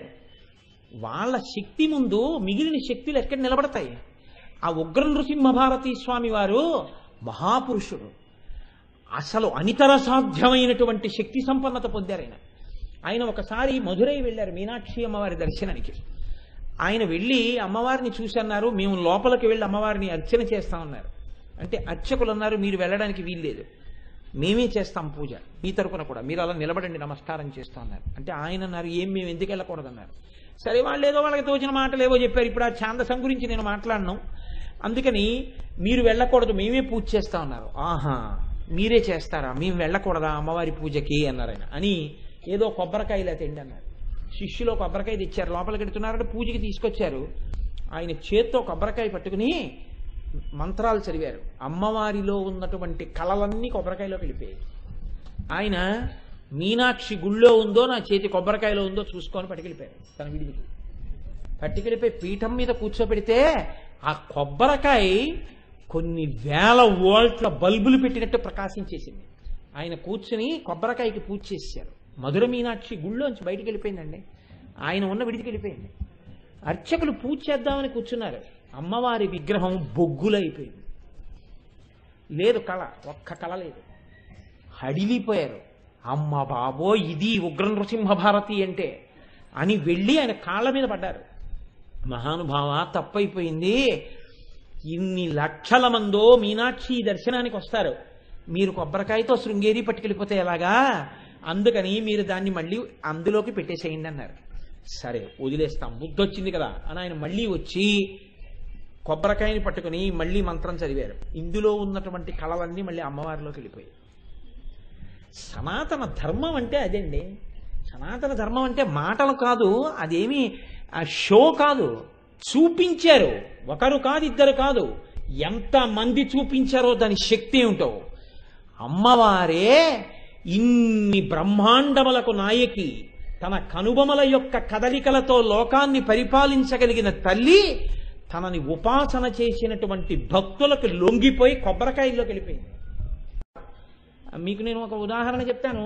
దానికి అంటే నేను ఏది చెప్పినా దాన్ని సబ్స్టాన్షియేట్ చేసుకోవాలనే తాపత్రయం ఒకటి ఉంటుంది. తండ్రి ఒక పుణుకుల గంపోటు ఇచ్చాడు అన్నదమ్ములు ఇద్దరికి, కొడుకులకి. మీరు ఎప్పుడు అమ్మినా డబ్బుకే అమ్మండి, అరువుకు అమ్మద్దు. ఒక్కొక్క పుణుకు 10 పైసలు, 100 పుణుకులు ఇస్తున్నాను, డబ్బులకే అమ్మండి. పొరపాటున కూడా అరువు ఇవ్వవద్దు, డబ్బు పుచ్చుకోకుండా పుణుకు ఇవ్వవద్దు అని చెప్పాడు. తప్పకుండా పాటిస్తాను నాన్నగారు అన్నారు. ఇద్దరూ కలిసి వెడుతున్నారు. ఒకడు మోస్తున్నాడు, ఒకడు పక్షులు తోలుతున్నాడు. ఈ పక్షులు తోలుతున్న వాడికి ఆ వాడిని చూస్తుంటే ఒక్క పుణుకు తింటే బాగుండని ఉంది. డబ్బులు పుచ్చుకోకుండా తినద్దన్నాడు తండ్రి. అందులో కొనుక్కుంటే కదా తినడం. ఇద్దరి దగ్గర ఏం లేవు, ఎవరో అవి కొనుక్కు తినాలి ఇంకోళ్ళు. అయ్యో వాళ్ళు తింటారే అని బాధపడుతున్నారు. ఇక చూడలేక వాడు అన్నాడు, అన్నయ్య గంప నాకు ఇచ్చి నేను పెట్టుకుంటాను, నువ్వు తోలు పక్షులు అన్నాడు. వాడికి అదే పరిస్థితి. అబ్బబ్బా ఎంత బాగున్నాయిరా పుణుకులు, ఎంత మంచి వాసన వస్తున్నాయిరా, తిందామంటే 10 పైసలు లేవు. ఆఖరికి ఎవడో ఒక వ్యక్తి వచ్చాడు, 10 పైసలు ఇచ్చో పుణుకు కొనుక్కున్నాడు. ఇప్పుడు అన్నయ్య దగ్గర గంప ఉంది, పుణుకుచ్చుకున్నాడు. తమ్ముడు అన్నాడు, అన్నయ్య గంప ఇలాగే నేను తల మీద పెట్టుకుంటాను, ఇప్పుడు నువ్వు ఆ 10 పైసలు నాకు ఇచ్చి పుణుకు కొనుక్కుని తినన్నాడు. అన్నయ్య 10 పైసలు తమ్ముడికి ఇచ్చి పుణుకు కొనుక్కున్నాడు. వీడు 2 అడుగులు వేసి అన్నాడు, అన్నయ్య ఇప్పుడు గంప నీ తల మీద పెట్టుకోవాలి, అన్నయ్య ఈ 10 పైసలు ఇచ్చి నాకు పుణుకి ఇయ్యాలి. మళ్ళీ వీడు తిన్నాడు. మళ్ళీ తమ్ముడు, అన్నయ్య తమ్ముడా ఇదిగో 10 పైసలు ఇచ్చుకుని ఒక పుణికి అన్నాడు. ఆఖరికి డబ్బులు ఇచ్చి పుచ్చుకుని తినేశారు ఇద్దరు. 10 పైసలు పట్టుకుని ఇంటికి వచ్చారు. అదేనా 100 పుణుకులు ఇచ్చాను 10 పైసలు తెచ్చారన్నాడు తండ్రి. మీరు చెప్పినట్టే డబ్బుకే ప్రతి పుణుకు అమ్మాను నాన్నగారు. మరి అయితే 10 పైసలు ఎందుకున్నాయి? అన్నయ్య దగ్గర ఉన్నప్పుడు 10 పైసలు ఇచ్చి నేను కొనుక్కున్నాను, నా దగ్గర ఉన్నప్పుడు 10 పైసలు ఇచ్చి అన్నయ్య కొనుక్కున్నాడు. అంటే హేతువు లేనటువంటి సిద్ధాంతాలు ఏమీ నిలబడవు. అంటే అదే ఆ నాన్నగారి యొక్క ఉద్దేశం. అలా 10 పైసలు ఇచ్చి కొనుక్కుని వీళ్ళిద్దరిని తిరగ ఉన్నటువంటి 99 వీళ్ళిద్దరిని తినేమనే అది కాదు కదా. కాబట్టి ఒక సిద్ధాంతాన్ని ప్రతిపాదన చేసే ముందు దాని యందు మీరు సునిశిత బుద్ధితో ఉండవలసి ఉంటుంది. ఇప్పుడు మంచి లెక్క ఒక దాన్ని కట్టుకున్నాడు ఆయన. ఏమని కట్టుకున్నాడు? మళ్ళీ వెనక్కి వెళ్ళండి మీరు గబుక్కుని, ఎక్కడ బయలుదేరాం వదిలేసి పుణుకులు పట్టుకోకండి. మహానుభావుడు భాస్కరాచార్యుల వారు కూతురుకి సుముహూర్తంలో వివాహం చేస్తే ఎందుకు బాల వితంతు అవుతుంది అని నమ్మకం పెట్టుకుని ముహూర్త నిర్ణయం చేసుకున్నాడు. ఇప్పుడు ముహూర్తం ఎలా తెలుస్తుంది? ఏదో 11:42 సుముహూర్తం, 11:42 అయిందని ఎలా తెలుస్తుంది? అప్పుడు గడియారాలు లేవు. అందుకని చెప్పి ఆయన ఒక ఘటికా యంత్రము అని ఒక యంత్రం పెట్టుకున్నాడు. దాని పైన బీకర్ ఉంటుంది. అందులో ఇంతకీ ఎక్కడి నుంచి వచ్చామంటే కాఫ్ సిరప్ మీద ఉన్నటువంటి కప్పుకున్నటువంటి ఆ గీతలు, అలా గీతలు ఉంటాయి. ఆ గీతలు 60 గీతలు గీసి ఉంటాయి. ఒక్కొక్క గీత 24 నిమిషములకు చిహ్నం. అంటే ఒక రోజులో 60వ వంతుకి అది చిహ్నమై ఉంటుంది. అంటే 60 24లు 1440 నిమిషాలు. 1440 డివైడెడ్ బై 60 24 గంటలు ఒక రోజు అవుతుంది. కానీ 60వ వంతు గీత 24 నిమిషాలకి నిలబడుతుంది. ఇప్పుడు ఆ ఇసుక మెల్లగా జారుతూ ఉంటుంది కింద పాత్రలోకి. ఇసుక ఏ స్థాయికి వచ్చింది అన్న దాన్ని బట్టి గణన చేసి దాన్ని బట్టి సమయాన్ని నిర్ధారణ చేసి పిల్లకి జీలకర్ర బెల్లం పెట్టిస్తాడు. చాలా జాగ్రత్తగా పొద్దుని బట్టి ఆ యంత్రం పెట్టాడు. ముహూర్తానికి జీలకర్ర బెల్లం పెట్టిద్దాం అనుకున్నాడు, కూర్చున్నాడు. క్రతువు జరుగుతోంది. ఈలోగా చిన్నపిల్ల అష్టవర్షేద్ భవేత్ కన్యా కదా ఆ రోజుల్లో. కాబట్టి ఆ పిల్ల ఆడుకుంటూ ఈ ఘటికా యంత్రం దగ్గరికి వచ్చి ఇలా తొంగి చూసింది. చిన్నపిల్ల చేష్టతో ఆ పిల్ల ముక్కుకున్నటువంటి ముత్యం జారి అందులో పడింది. పడ్డంలో ఇసుక 2వ పాత్రలోకి వెళ్లే దగ్గర ఆ ముత్యం గుండ్రంగా ఉన్నది దొల్లుతూ వెళ్లి అడ్డుపడింది. వెళ్ళవలసినంత ఇసుక వెళ్లకుండా తక్కువ వెళ్ళింది. సుముహూర్తం దాటిపోయింది. ఈ గీతల్ని బట్టి ఆయన పిల్లకి పెళ్లి చేశాడు. ఉత్తర క్షణం ఆమె భర్త చచ్చిపోయాడు. ఇప్పుడు ఆయన అన్నాడు, జ్యోతిష్యం తప్ప ఘటికాయంత్రం తప్ప ఈశ్వరానుగ్రహం గొప్పదా అని ఘటికాయంత్రాన్ని చూశాడు. ముత్యం ఉంది. ఎక్కడది ముత్యం అని అడిగాడు. తన కూతురు యొక్క ముక్కునత్తులో ముత్యమే అందులో పడిపోయింది. అప్పుడు ఆయన తన కూతురికి గణితం నేర్పి మహావిద్వాంసురాల్ని చేశాడు. ఆయన చేసిందే భాస్కర గణితం అని వచ్చింది లోకంలో. లీలావతి గణితం అని ఆవిడ పేరు మీదే వచ్చింది. కాబట్టి ఇప్పుడు చెప్పండి, జ్యోతిష్య శాస్త్రమునందున్నటువంటి సమస్త సమర్థత గొప్పదైందా, ఈశ్వరానుగ్రహం గొప్పదైందా? ఈశ్వర నిర్ణయం గొప్పదైంది. ఆ ఈశ్వర నిర్ణయాన్ని ఏది ప్రభావితం చెయ్యగలదో, మీరు ఈశ్వరుడి పాదములు పట్టుకున్న తీరు నిర్ణయం చెయ్యగలదు. మీరు భగవంతుడి పాదములు గట్టిగా పట్టి ఉండగా మిమ్మల్ని ఎలా చెనకుతాయండి గ్రహాలు? చెనకలేవు. మీకు ఈ పూనిక ఎక్కడి నుంచి కలుగుతుంది అంటే, ఓరి పిచ్చాడా, ఇందులో ఉన్నది తెలుపురాయి ఎరుపురాయి అనుకోకు. ఈ తెలుపురాయి ఎరుపురాయి శుక్రగ్రహాన్ని కుజగ్రహాన్ని శాసనం చేయగలవు. మీ సుఖ దుఃఖాల దగ్గర నుంచి సమస్తాన్ని, నవగ్రహాల్ని, కదలికల్ని, గోచారాల్ని నియంత్రణ చేసి నిన్ను సుఖంగా ఉంచి భక్తి జ్ఞాన వైరాగ్యములనిచ్చి తుట్టతుదన నువ్వు మోక్షం వైపుకి అడుగులు వేయగలిగినంతటి స్థితిని కూడా నీకు నా యొక్క నాసాభరణ దర్శనము ఇయ్యగలదు. ఇది చెప్పడం తారాకాంతి తిరస్కారి నాసాభరణ భాసురా. మీరు అటువంటి శక్తిని, అటువంటి స్థితిని ఊహించకుండా కేవలం అది అమ్మవారి యొక్క ముక్కు అడ్డబాసకి ఉన్నటువంటి శక్తి, అది అంత కాంతివంతంగా ఉంటుంది అని మీరు ఒక మాట అన్నారనుకోండి, నేను దాన్ని కాదు అని అనడానికి ప్రయత్నం చేయట్లేదు. కానీ ఒక్కటి జ్ఞాపకం పెట్టుకోండి, దాని వలన మీకు ఉపాసన యందు వచ్చే ప్రయోజనం ఏమైనా ఉంటుందా అంటే ఉండదు. మీరు అమ్మవారి యొక్క ముక్కు ఆభరణం వెనకాతల ఉన్నటువంటి తాత్వికమైన రహస్యాన్ని తెలుసుకుని భక్తిని పొంది ఆవిడ పాదములు పట్టుకుంటే దానివల్ల మీరు జీవితంలో సుఖదుఖములను పొందడంలో మార్పు వస్తుంది. ఎప్పుడూ సుఖాలను అనుభవించమని కాదు, ఆ సుఖముల పట్ల వైరాగ్యము కూడా కలుగుతుంది. ఆ వైరాగ్యము జ్ఞానమునకు హేతు అవుతుంది, భక్తి కలుగుతుంది. వీటన్నిటికీ హేతువు అమ్మవారి యొక్క నాసాభరణ దర్శనము. కాబట్టి తారాకాంతి తిరస్కారి నాసాభరణ భాసురా కాదు, దీంట్లో ఇంకొక పెద్ద రహస్యం.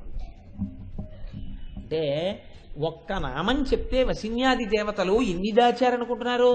చాలా విషయాలు దాచారు. అందులో చూడండి గమ్మత్తు, మనకి 27 నక్షత్రాలు ఉన్నాయి. మీరు ఏ పని చెయ్యండి మనం ఏమంటాం? లోకా సమస్తా సుఖినో భవంతి, ఓం శాంతి శాంతి శాంతి అంటాం. చిట్ట చివరి ప్రయోజనమేమి అంటే అందరూ శాంతిగా ఉండుట, అందరూ ప్రశాంతముగా ఉండుట. అదే ఎవరు ఏ పని చేసినా దాని ప్రయోజనం అదే. ఏమండి నేను కోరుకునేది ఏముంది? ఇంట్లో అందరూ ప్రశాంతంగా ఉంటే చాలండి. అందుకే ఉండడం కూడా ప్రశాంతి ప్యారడైజ్లో ఉంటున్నానండి అంటాం కదా. అందుకని ఆ శాంతిని కోరుకుంటుంటాం. ఆ శాంతిని కోరుకోవడం మనిషికి ఉండేటటువంటి లక్షణం. ఇటువంటి స్థితి మీకు దేని వల్ల కదిలిపోతుంది? మీరు చూడండి, ఇంట్లో ఓ పిల్లాడు పుట్టాడు అనుకోండి, మనం గబగబా వెళ్ళి ఏం చేస్తామంటే, ఏమంటే బలానా అప్పుడు పుట్టాడు, బలానా నక్షత్రంలో పుట్టాడు, పర్వాలేదా అంటాం. ఆయన కళ్ళజోడు పెట్టుకుని ఇలా చూసి శాంతి చేసుకోండి అంటే, శాంతి చేసుకోవడం ఏంటి? కోరి ప్రార్థిస్తున్నాం అన్నట్టు. అదేంటి శాంతి చేసుకోవడం? కోరనన్నా కోరు, ప్రార్థించనన్నా ప్రార్థించు. కోరడము ప్రార్థించడం ఏమిటి? రెండు. I could not able to అంటారు. I could not able to ఏంటి? కుడ్ అన్నాను, ఏబుల్ అన్నాను. Both the words indicate your ability. Can I go అంటే నేను వెళ్ళగలనా అని. లోపలికి వచ్చే ముందు కెన్ ఐ కమ్ అనకూడదు. కెన్ ఐ కమ్ అంటే whether you can come or not is to be decided by you. How can I know it? నువ్వు రాగలవో రాలేవో నీ శక్తి నాకేం తెలుసు. మే ఐ కమ్ అంటే నేను రావచ్చా అని అనుమతి అడిగినట్టు. కెన్ ఐ కమ్ అంటే నేనేం చెప్తాను దానికి? కెన్ ఐ కమ్ అనకూడదు. నా పూర్వం ఒక ఆయన లీవ్ లెటర్ రాశాడు. నేను విశాఖపట్నంలో పనిచేశాడు. ఇప్పుడు as I'm suffering from fever you may be granted 2 days leave అని రాశాడు. అంటే ఆయన ఉద్దేశం ఏంటంటే as I'm suffering from fever you may kindly grant me 2 days leave అని రాద్దామని. కానీ దాన్ని ఏమని రాశారంటే you may be granted 2 days. నాకు జ్వరంగా ఉంది కాబట్టి నీకు 2 రోజుల సెలవు కటాక్షింపబడుగాక. రాయడంలో ఏమైపోతుందంటే దాని ఎందుకు సరి అయినటువంటి అర్థం తెలియకపోతే ఆ వాక్యాల కూర్పు అలా వస్తుంది. దానికి అర్థం తెలియదు, ఏదో ఇంగ్లీషు రాసేసాం. అందుకని I could not able to అంటాడు. I could not able to ఏంటి? ఐఎమ్ నాట్ ఏబుల్ టు అని అయినాను, లేకపోతే I could not do it అని అన్నాను. రెండింటిలో ఏదో ఒకటను అంతే. కుడ్ నాట్ ఏబుల్ రెండూ కలిపి ప్రయోగించక్కర్లేదు, కోరి ప్రార్థించక్కర్లేదు. కోరనన్నా కోరు, ప్రార్థనన్నా చేయి, రెండులో ఏదో ఒకటి చేయి చాలు. కోరి ప్రార్థిస్తే అవతల వాడు ఇబ్బంది పడతాడు. అదే 2 అడిగితే ఏం చేయాలి, ఇప్పుడు నేను ఏ స్థాయిలో ఉండాలని ఉద్దేశం అని కొంచెం కంగారు పడుతుంది. కాబట్టి నేను ఇంతకీ ఈ విషయాన్ని మీకు ఎందుకు మనకి చేయవలసి వచ్చింది అంటే, భాష యందు వచ్చేటటువంటి గమ్మత్తు. మనకి పిల్లవాడు పుట్టగానే ఎవరి దగ్గరికన్నా పెడితే శాంతి చేసుకోండి అంటారు. శాంతి చేసుకోవడం ఏంటి? అది అలా అప్పలా గారిలా చేసుకోవడానికి శాంతి చేసుకోవడం ఏమిటండి? ఏమండి నేను ఇప్పుడు వాడు పుట్టడం వల్ల ఇబ్బంది ఏం లేదు కదా అని మీ దగ్గరికి వస్తే శాంతి చేసుకోండి అంటారేమిటి అంటే దాని అర్థం ఏమిటంటే శాంతి పోతోంది. ఇప్పుడు వాడు పుట్టకూడని నక్షత్రంలో పుట్టాడు కాబట్టి ఆ పాదంలో పుట్టడం వల్ల ఎవరినో కొంచెం ఇబ్బంది పెట్టబోతున్నాడు, నీకు అశాంతి వస్తుంది. కొడుకు పుట్టాడన్న సంతోషంతో పాటు ఆ అశాంతి కూడా వస్తుంది. అశాంతి ఒక్కటి పోవాలంటే కొడుకు ఉండాలి, అశాంతి పోవాలి. అశాంతినిచ్చిన వాడెవరో వాడికి ఒక హోమం చేయి. చిత్తా నక్షత్రంలో కొడుకు పుట్టాడు అనుకోండి, చిత్తా నక్షత్రంలో కొడుకు పుడితే ఈ ఇబ్బంది వచ్చిందని అన్నారనుకోండి, అప్పుడు చిత్తా నక్షత్రానికి అధిదేవత ఎవరు చూసుకోవాలి, త్వష్ట చూసుకున్నారనుకోండి, అప్పుడు ఏం చేస్తారు మీరు? చిత్తా నక్షత్రే ద్వితీయ చరణే పుత్రజననేన సంజనిత సమస్త దుష్ట ఫలిత నివారణార్థం శాంతి సిద్ధ్యర్థం త్వష్ట హోమం కరిష్యే అని నీళ్లు ముట్టుకుని త్వష్టకి హోమం చేయాలి. ఇప్పుడు ఆ త్వష్ట ప్రీతి పొందుతాడు మీరు ఇచ్చిన హవిస్సులకి. అయ్యో పాపం భక్తుడు పోన్లేవాయ్ ఇబ్బంది పెట్టనంటాడు అని వెళ్ళిపోతాడు. శాంతిగా ఉండిపోయింది. ఇది శాంతి చేసుకోవడం అంటే, అందుకని వాంతి చేసుకోవడంలో ఉండదు శాంతి చేసుకోవడం అంటే. కాబట్టి శాంతి ముఖ్య సాధనం. ఇందులో మీరు చూడండి, సమస్త జగత్తు యొక్క శాంతి ఎక్కడ నిర్ణయింపబడుతోంది అంటే 27 నక్షత్రముల యందే నిర్ణయింపబడుతోంది. పోనీ 27 నక్షత్రాల్లోనూ మళ్ళీ గమ్మత్తు ఏమిటో తెలుసా అండి? ఒక్కొక్క నక్షత్రానికి 4 పాదాలు ఉంటాయి. 27 నాలుగులు 108 పాదాలు. పోని ప్రతి నక్షత్రానికి ఉన్న 4 పాదాలు వెళ్ళి ఒక్క రాశిలో పడతాయని మీరు అనుకుంటున్నారా? అలా కుదరదు. 9 పాదాలు వెళ్ళి ఒక రాశిలో పడుతుంటాయి. ఇప్పుడు ఒక నక్షత్రానికి ఉన్న 4 పాదాలు, ఇంకో నక్షత్రానికి ఉన్న 4 పాదాలు, ఇంకో నక్షత్రానికి ఉన్న 1 పాదం అనుకోండి, అందాక 9 పాదాలు ఓ రాశిలోకి వెళ్ళిపోతుంటాయి. ఇప్పుడు అలా ద్వాదశ రాశులు ఉంటాయి. 12 9 108 మళ్ళీ.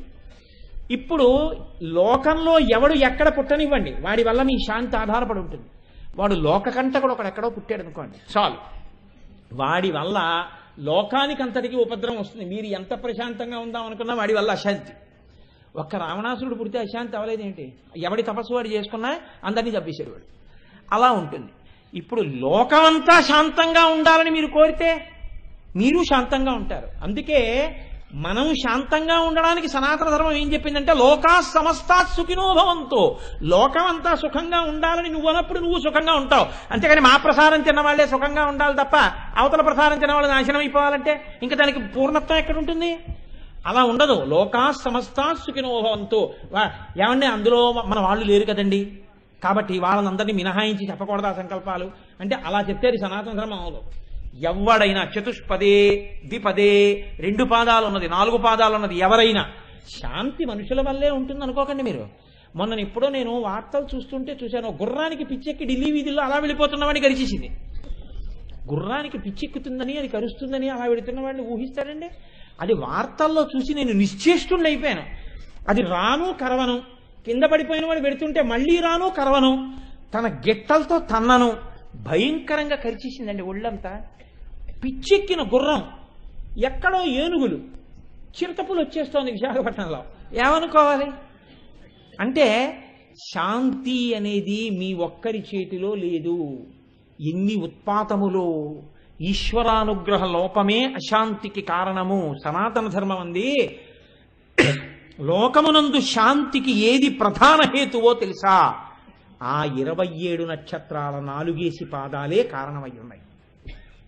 ఆ 27 × 4 108లో ఎవడు ఎప్పుడు ఎక్కడ ఎలా పుడుతున్నాడో వాడి వల్ల శాంతి అశాంతులు నిర్ణయింపబడుతున్నాయి. ఇప్పుడు నువ్వు శాంతంగా ఉండాలంటే ఆ 27 నక్షత్రాల యొక్క 4 పాదాలలో ఎవరు ఎక్కడ పుట్టినా లోకమంతా శాంతంగా ఉండాలంటే ఎలా కుదురుతుంది? ఆయా నక్షత్రముల పాదములకు ఆయా రాశి చక్రాలకి భేదాల్ని బట్టి ఒక్కొక్కలా ప్రవర్తిస్తాయి. ఇవన్నీ ప్రశాంతంగా ఎలా ఉంటాయండి? కుదరదు కదా. అంటే ఇక్కడే ఒక గమ్మత్తైన మాట చెప్పారు. ఈ 27 నక్షత్రాలు పేర్లు ఏమిటని అడిగారు. వెంటనే మనం అశ్వని భరణి కృత్తిక రోహిణి చెప్పేస్తాం. ఆయన అన్నాడు కాదు, 27 నక్షత్రాలే అయితే అన్ని నక్షత్రాలకి కలిపి ఒక్క పేరు ఏమైనా ఉందా? తార ఒక పేరుంది. అన్ని నక్షత్రాల పేరు తార కాదు, ఇంకొక పేరుంది. ఏమిటి? ఆ 27 నక్షత్రాలని కలిపి ఒక్క పేరుతోనే పిలుస్తారు, దాక్షాయణి. ఎందుకో తెలుసా అండి? దాక్షాయణి అంటే దక్షుని యొక్క కుమార్తె. 27 నక్షత్రాలు దక్ష ప్రజాపతి కూతుళ్ళు. దాక్షాయణి అన్న పేరుతో అమ్మవారికి 108 నామాల్లో నామం అందుకుంటుంది. 108 నామాలతో పూజ ఎందుకు చేస్తామంటే 27x4 108 పాదాల్లో పుట్టిన లోకమంతా శాంతంగా ఉండాలని. ఇప్పుడు మీరు అందులో దాక్షాయణి అన్న మాట చెప్పగానే 27 నక్షత్రములు ఇంటూ 4 108 పాదములు ఉపశాంతి పొందుతాయి. ఇప్పుడు చెప్పండి, తారా అన్న పేరుతో కూడా 27 నక్షత్రముల రూపంలో దాక్షాయణీదేవి ఉపశాంతి పొందుతోంది. అందుకని తారాకాంతి తిరస్కారి అంటే 27 నక్షత్రములు వాటి 4 పాదముల చేత లోకములో రకరకములుగా నడిపించి శాంతి అశాంతులను ఏర్పరచగలిగినటువంటి గ్రహముల యొక్క ఫలితములు ఇయ్యగలిగినటువంటి శక్తిని దాక్షాయణి అన్న ఒక్క నామంతో ప్రసన్నురాలై ఆమె 27 నక్షత్రములను 27 నక్షత్రముల 4 పాదములను 108 పాదములను 12 రాసులను నీ పట్ల ప్రసన్నమయ్యేటట్టు చేయగలిగిన సమస్త శక్తి అమ్మవారి యొక్క నాసాభరణముగా ప్రకాశించి నీకు కనబడితే అదే తారాకాంతి తిరస్కారి నాసాభరణ భాసురా. ఇంతకన్నా నీకేమిటి కావలసింది? ఇది చెప్పడం, నీకు చాలా తేలిక ఉపాయాన్ని ఇవ్వడం, భావనా మాత్ర సంతుష్టాయై నమః. అమ్మా ఇదమ్మా నీ శక్తి అని నువ్వు భావన చేసినంత మాత్రం చేత తృప్తి పొంది నీ పట్ల అమ్మవారు ప్రసన్నురాలు కావడానికి మార్గమే తారాకాంతి తిరస్కారి నాసాభరణ భాసురా. ఇప్పుడు చెప్పండి, ఆ నామం అమ్మవారి యొక్క ముక్కు నత్తు గురించి చెప్తోందా, మీ ఉపాసనకి సంబంధించిన ఎన్నో రహస్యములను చెప్తోందా? ఎన్నో రహస్యములను చెప్పుచున్నది. కనుక ఇక్కడతో తారాకాంతి తిరస్కారి నాసాభరణ భాసుర. ఎందుకంటే నేను ఇవాళ వస్తూనే ఒక మాట అనుకున్నాను, నువ్వు ఇవాళ 2 నామాలైనా చెప్పకపోతే నీ చమడాలు ఉత్తరించేస్తానని. ఎందుకో తెలుసా అండి, రోజు ఒక్కటి ఆఖరికి నా పేరు ఏమైపోతుంది, ఆయన ఎవరినో క్రికెట్ టీంలోంచి తీసేస్తే ఉద్యమాలు చేసుకుని ఆయన నానాతంకాలు పడినట్టు వీడి స్కోర్ ఎప్పుడు చూసినా 1. 2 అంకెల్లో కూడా వెళ్ళటం లేదనిపిస్తుంది. నాకే బాధగా ఉంది. ఇవాళ కనీసం మినిమం స్కోర్ 2 చెయ్యాలనుకున్నాను. అందుకని నేను ఆ నామాన్ని అక్కడతో వదిలిపెట్టేస్తున్నాను. తారాకాంతి తిరస్కారి నాసాభరణ భాసురాయై నమః. ఎందుకంటే మీకు ఆ స్కోర్ ఇంట్రెస్ట్ ఏం లేదు కదా అంటారేమో, కానీ దీని వెనక ఇంకొక పెద్ద రహస్యం ఒకటి ఉంది. ఇది కూడా చెప్పేస్తాను మీకు. లలితా సహస్రంలో రహస్యాల్లాగే ఉపన్యాసాన్ని నిర్ణయించుకోవడంలో కూడా రహస్యాలు ఉంటాయి. కారులో వచ్చేస్తుంటే నాకు ఆలోచన వచ్చింది. మా దొరగారితో మాట్లాడుతూనే ఉన్నాను. వస్తుంటే రేపు శుక్రవారం దశమితో కలిసి తిథితో ప్రకాశిస్తోంది. రేపు పరమోత్కృష్టమైన సమయం. ఇంత పరమ పవిత్రమైన కాలంలో రేపు సాయంకాలం ఆడవాళ్ళందరి సౌభాగ్యం నిలబడడం అంటే ఏమిటండి? మగవాళ్ళందరూ ఆయుర్దాయంతో ఉండడం. మగవాడికి ఉన్నటువంటి చాలా సులభమైన ఆశీర్వచనం ఏంటంటే, నా కాళ్ళకి నేను నమస్కారం చేసుకుని నేను అక్షతలు వేసేసుకుని దీర్ఘాయుష్మాన్ భవ అనుకోకూడదు. అది అలా కుదరదు. స్వయం ఆశీర్వచనాలు పనికిరావు. రమణ మహర్షి ఒక చమత్కారం చేశారు. అందరూ వచ్చి ఆయన కాళ్ళు పడుతుంటే ఎందుకు అలా పోటీలు పడి నా కాళ్ళు పడుతున్నారని అడిగారు. ఆ పుణ్యం కదండి అన్నారు. ఆయన అన్నారు ఒకసారి ఉండండి అని ఆయనే పట్టుకున్నారు. అంటే అదేమిటి అన్నారు. అంటే మరి ఆ పుణ్యం నాకు మాత్రం అక్కర్లేదా అన్నారు. అలా అందరూ నా కాళ్ళకి దండం పెడతారు కదండి, ఆశీర్వచనం అడుగుతున్నారు, నేను కూడా చేసుకుందామని పొద్దున్నే ఒకసారి నా కాళ్ళకి నేను దండం పెట్టేసుకుని నేనే అక్షతలు వేసేసుకుని ఆయుష్మాన్ భవ అనుకోకూడదు. నా ఆయుర్దాయం బాగుండాలని నేను కోరుకోవాలంటే తేలిక మార్గం ఏమిటో తెలుసా అండి లోకంలో? అలా నన్ను నేను ఆశీర్వచనం చేసుకోకుండా చేసుకోగలిగిన శక్తి నాకు ఎప్పుడు ఉంటుందంటే మా ఆవిడ ద్వారా ఉంటుంది. మా ఆవిడ్ని పిలిచి భర్త గురువుతో సమానం నమస్కారం పెట్టు అన్నాను అనుకోండి. ఏ ఫోన్లో ఏదో లలితాసహస్రం చెప్పుకుంటున్నాడు కదా దండం పెడుతుంటే దీర్ఘ సుమంగళి భవ అన్నాను అనుకోండి. ఏమిటి దాని అర్థం? నాకు దీర్ఘాయుష్మాన్ భవ, అంతే కదండి. నన్ను నేను ఆశీర్వచనం చేసుకోకుండా ఆశీర్వదించుకోవడానికి తేలిక మార్గం ఏమిటంటే అదో నమస్కారం పెట్టాలి. నా బతుకు ఎక్కడుందంటే దాని నమస్కారం మీద ఉందండి. ఆడదాని శక్తికి ఇంకింతకన్నా తార్కాణం ఏమిటండి లోకంలో? కాబట్టి రేపటి రోజు శుక్రవారం దశమితో ఉంది. రేపు సాయంకాలం అసుర సంధ్య వేళలో అమ్మవారి తాటంకముల గురించి చెప్పాలి అని కోరిక పుట్టింది. ఆ తాటంకముల గురించి అసలు పరవశించిపోయారు శంకరాచార్యులు వారు సౌందర్యలహరిలో. రేపు ఆ తాటంకాల గురించి నేను చెప్పాలి అంటే ఇవాళ నేను మళ్ళీ సింగిల్ రన్ కొట్టి వెళ్ళిపోయాను అనుకోండి. వెళ్ళిపోతే రేపు వచ్చేటప్పటికి ఏమవుతుందంటే కదంబ మంజరి క్లుప్త కర్ణపూర మనోహర వచ్చి కూర్చుంటుంది. అందుకని ఇవాళ నేను ఈ 2 రన్స్ తీసేశాను అనుకోండి, రేపు నాకు తేలిగ్గా ఉంటుంది మ్యాచ్ ఆడడం. అందుకని తాటంక యుగళీభూత తపనోడుపమండల రేపు తెచ్చుకోవడం కోసమని నేను ఇవాళ కదరంబ మంజరీ క్లుప్త కర్ణపూర మనోహర దగ్గరికి కూడా వచ్చాను. కాబట్టి ఇప్పుడు ఇందులో స్వార్థం ఏమైనా ఉందా? 2 నామాలు చెప్పేద్దామని తాపత్రయమా? ఓ మంచి ప్రయోజనమేనా కాచాయని గారు? మంచి ప్రయోజనమే కదమ్మా. కాబట్టి అలా అని నేనేం ఆ నామ వ్యాఖ్యానాన్ని బాగా తగ్గించేశాను అనుకోండి, ముఖ్యమైన విషయాన్ని ప్రతిపాదన చేయడం జరిగింది. కదంబ మంజరీ క్లుప్త కర్ణపూర మనోహర అంటే అమ్మవారి యొక్క చెవియందు కడిమి పూల గుత్తిని పెట్టుకుంటుంది. ఈ కడిమి చెట్టు అని విశ్వనాథ సత్యనారాయణ గారు ఏకంగా ఒక నవలే రాశారు. ఈ కడిమి చెట్టు చాలా గమ్మత్తైనటువంటి చెట్టు. పరమ పవిత్రమైన వృక్షములు కొన్ని ఉంటాయి లోకంలో. ఇవి ఎండకి ఎండిపోతాయి, ఎండిపోయి ఆకులు మిగులుతాయి. అవి ఎప్పుడు పువ్వు పూస్తాయో తెలుసా అండి? లోకమంతా సంతోషించినప్పుడు పువ్వు పూస్తాయి. లోకము యొక్క సంతోషమును చూసి తాము సంతోషించే హృదయం ఉన్న చెట్లు కొన్ని. అందులో మొదటిది కదంబ వృక్షం. అది లోకమంతా ఎండ చేత శోషించిపోయిన తర్వాత వాన పడితే వెంటనే పువ్వు పూస్తుంది. కదంబ వనవాసిని, అమ్మవారు కదంబ వనంలో తిరుగుతుంటుంది. కాబట్టి ఆ కడిమి చెట్టుకి పూసినటువంటి పూలు ఏ ఉన్నాయో ఆ పూలు అమ్మవారు చెవిలో పెట్టుకుంటుంది. అవి 3 పూలు కింద గుత్తులు గుత్తులుగా పూస్తాయి. అందుకే మంజరి అన్న శబ్దం వేశారు. మంజరి అంటే గుత్తి. వాటిని ఇలా విరిచేసేస్తే దాని అందం ఉండదు. అవి ఎరుపు, పసుపు, ఎరుపు రంగుల్లో ఉంటాయి. అవి చాలా అందంగా ఉంటుంది. ఆ గుత్తి చూడగానే ఎంత కాంతివంతంగానో ఉంటుంది. ఆ మంజరి ఆ కదంబ పుష్పములు పూసినటువంటి 3 పువ్వులు పూసినటువంటి ఒక గుత్తి, ఒక మారేడు దళం ఎలా ఉంటుందో, ఒక తులసి దళం ఎలా ఉంటుందో, కదంబ పుష్పముల మంజరి అలా ఉంటుంది. ఆ మంజరిని అమ్మవారు చెవులో పెట్టుకుంటుంది. అంటే ఇప్పుడు పెట్టుకునేటప్పుడు ఎలా పెట్టుకుంటుంది? మళ్ళీ అదొక అనుమానం కదండి. పూలిటి వెళ్తాయా, పూలిటి వస్తాయా? అంటే ఆవిడ చెవిలో పువ్వు పెట్టుకోవడం ఏంటంటే అనుకోకండి. చెవిలో పువ్వు పెట్టుకోవడం అనేటటువంటిది పూర్వం ఆడవాళ్ళకి ఆభరణం పెట్టుకునేవారు. అలా పెట్టుకుని తీరాలి. ఎవరు? ప్రత్యేకించి వీరపత్ని పెట్టుకుంటుంది. ఎందుకు పెట్టుకుంటారు అంటే పువ్వులు ఇటు తొడిమె ఇటు పెట్టుకోకూడదు. పువ్వులు ఇటు తొడిమె వెనక్కి పెట్టుకోవాలి. పువ్వులు ఇటు దేనికి పెట్టుకుంటారంటే వీరపత్ని అయినటువంటి స్త్రీకి గొప్ప కానుక భర్త ఇచ్చేది ఏమిటో తెలుసా అండి? యుద్ధభూమికి వెళ్ళి శత్రువులను జయించిన తరువాత అంతఃపురంలోకి వెళ్ళిపోయి కవచం విప్పుతాడు. కవచం విప్పి చేతులకి కట్టుకున్నటువంటి రక్షణ సాధనాలు, పెట్టుకున్నటువంటి కిరీటం ఇవన్నీ తీసి పక్కన పెడతాడు. పక్కన పెట్టిన శత్రు సైనికులు వేసినటువంటి బాణముల దెబ్బలు ఉండి ఆ దెబ్బల చేత రక్తం కారుతుంటుంది కొద్దిగా.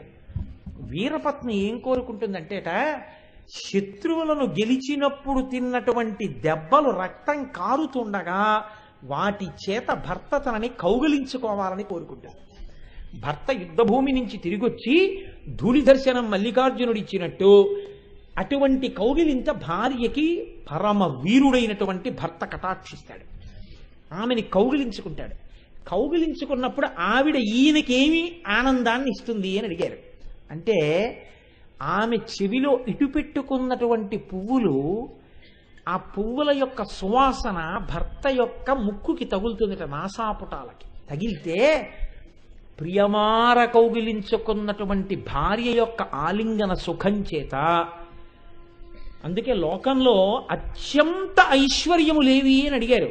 2 చెప్పింది శాస్త్రం. ఒకటి పరమ అనురాగవతి అయినటువంటి ప్రియపత్ని కౌగిలింత ఆలింగన సుఖము.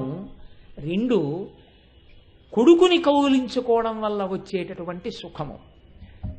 అందులో మళ్ళీ పుత్రగాత్ర పరిష్వంగము అని కొడుకుని కౌగిలించుకున్నప్పుడు వాడి అవయవాలు ఒంటికి తగులుతున్నప్పుడు తండ్రి పొందేటటువంటి ఆనందం స్వర్గ సుఖాలకి కూడా సరిపోదు అంటుంది శాస్త్రం. అంత ఆనందాన్ని పొందుతాట తండ్రి.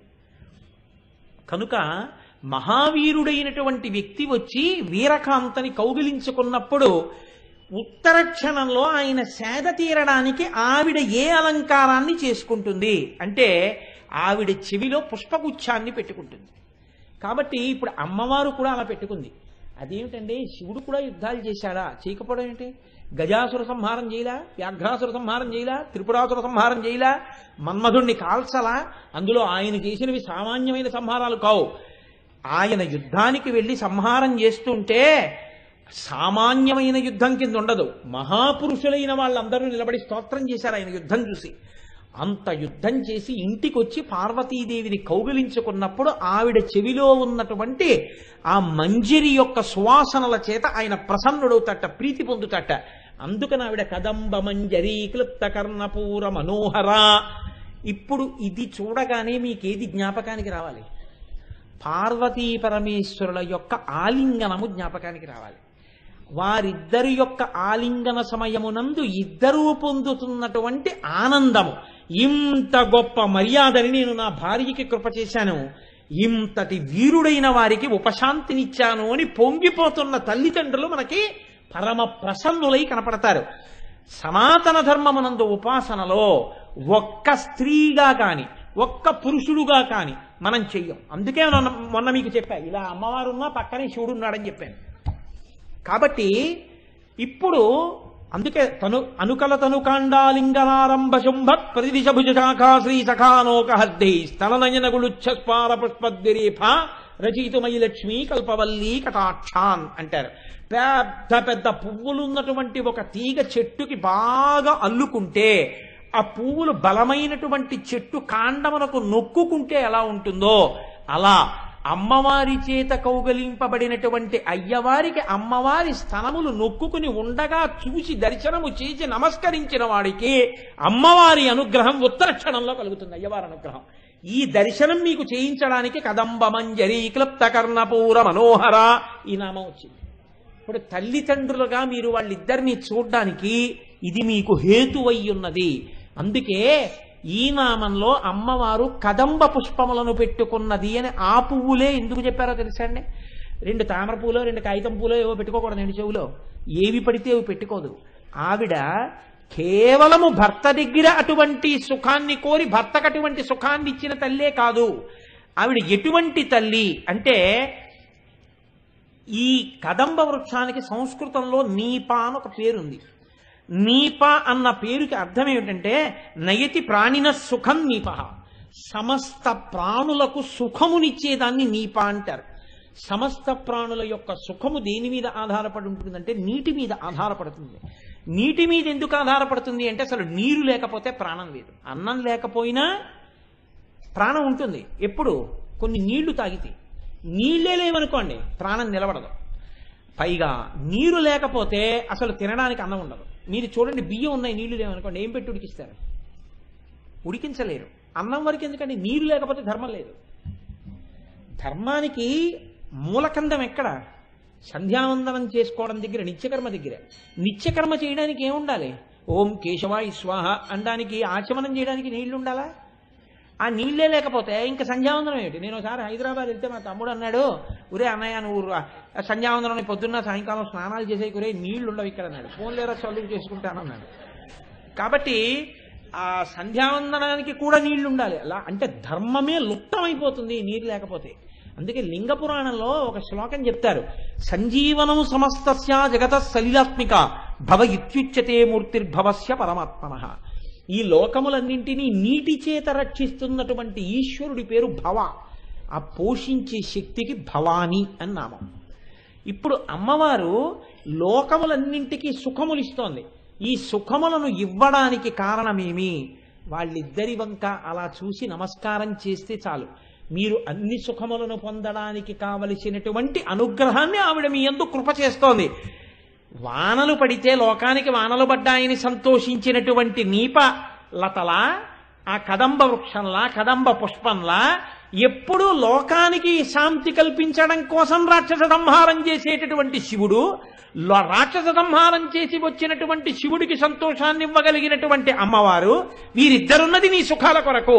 ఈ భావనతో నువ్వు తల్లిదండ్రులుగా వాళ్ళకి నమస్కారం చెయ్యడం శత్రు సంహారం చేసి వచ్చినటువంటి వీరుడైన పరమశివుడికి ఆలింగనం చేసుకున్న అమ్మవారి చెవులలో అలంకృతమైనటువంటి కదంబ పుష్ప మంజరులలోంచి వస్తున్నటువంటి సువాసనలలో ఆఘ్రానించి ఉపశాంతి పొందినటువంటి పరమశివుడి యొక్క పార్వతీదేవి యొక్క పాద ద్వంద్వమును నువ్వు చూసి నమస్కరిస్తే నీకు కూడా సుఖములకు హేతువగుచున్నది. ఈ సమన్వయం నీకు ఎక్కడి నుంచి వస్తోందంటే కదంబ మంజరీ క్లప్త కర్ణపూర మనోహర నామంలోంచి వస్తోంది. అందుకని అమ్మవారు కదంబ మంజరి అంటే ఆ పువ్వులు పెట్టుకుంది కాదు. ఇంకొక అర్థం ఏమిటో తెలుసా అండి, మామూలు పువ్వులైతే ఏదో చిన్నవి 2 లిల్లీ పూలు పెట్టుకుంది, బాగుంది. అమ్మవారు 2 చిన్న లిల్లీ పూలు పెట్టుకోవడం కాదు, కదంబ మంజరి పెట్టుకుంది. అంటే ఏకంగా కడిమి పూల గుత్తి పెట్టుకుంది చెవిలో. కడిమి పూల గుత్తి తల్లి చెవిలో పెట్టుకుంటే అంత పెద్ద పూలగుత్తి చెవిలో నిలబడాలంటే ఆ చెవి కూడా ఎంత పెద్దదై ఉండాలి? పెద్ద చెవి అయి స్థిరత్వముతో కూడినదై చక్కటి అమరికతో ఉన్నదైతే ఆ పుష్పగుచ్ఛాన్ని వహించగలుగుతుంది. లేకపోతే ఏమైపోతుంది?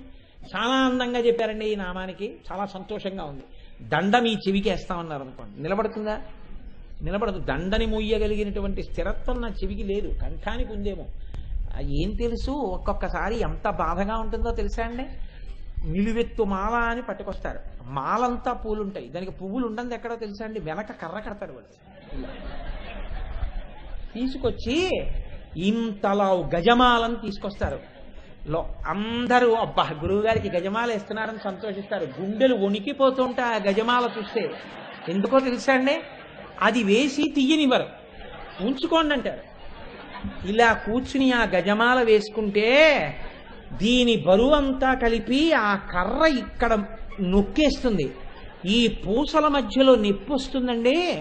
కరేల్ కరేల్ కరేల్ మనిపోయి ఫోటోలు తీసుకునేవాళ్ళు, వీడియోలు తీసుకునేవాళ్ళు, ఆ దండతో అలా ఉండండి అనేవాళ్ళు, దాని మీద దండలేసేసేవాళ్ళు. అలా ఒక 20-25 నిమిషాలు దండ ఉంచుకుని తర్వాత ఆ దండ తీసేసి పక్కన పెట్టిన తర్వాత వారం రోజులు పడుకుందామంటే మెడ ఇలా పెట్టలేరు, అలా పెట్టలేరు, అంత పోటు మెడ. గజమాల చూస్తే ఏనుగుని చూసినటువంటి చిన్న ప్రాణి వణికిపోయినట్టు వణుకొస్తుంది. అయ్య బాబోయ్ గజమాలకు వచ్చేసారు రోయ్ అని. గజమాల చేత నిజమునకు హింస, అందులో ఏం సుఖం ఉండదు. చూసిన వాళ్ళు అనుకుంటారు అబ్బా ఎంత బాగుందో గజమాలతో గురుగారు మీకు ఫోటో తీసామంటారు. లోపల ఎంత ఏడుస్తున్నాడో నీకేం తెలుసు గజమాల వేసుకుని. పైకి సుఖముగా కనబడింది సుఖము కాదు, దుఃఖహేతు అయి ఉంటుంది. అందులో వస్తుంది వైరాగ్యం అంతా. చూడరా వాడికి సుఖం నాకు దుఃఖం కదరా అని.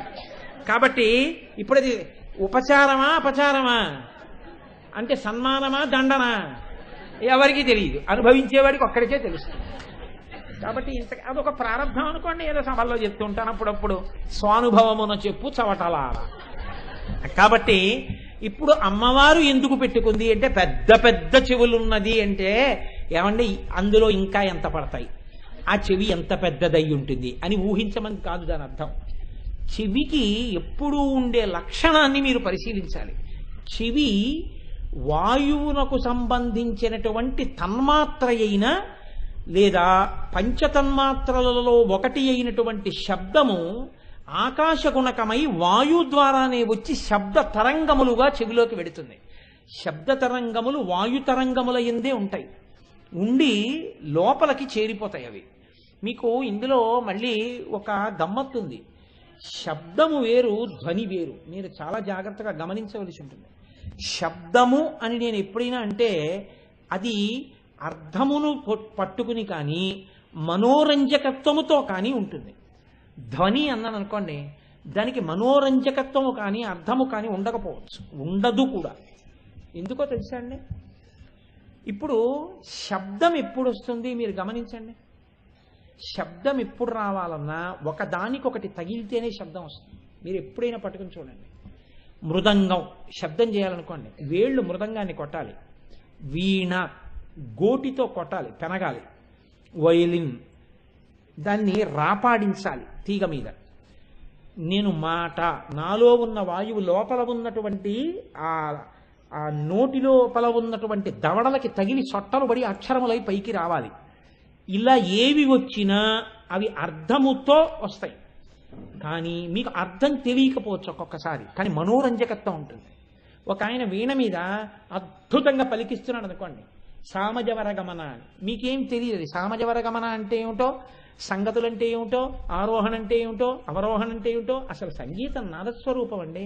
సా రి గా మా పా ని సా అంటే ఎక్కడ పుట్టావో అక్కడికి చేరిపోవాలి.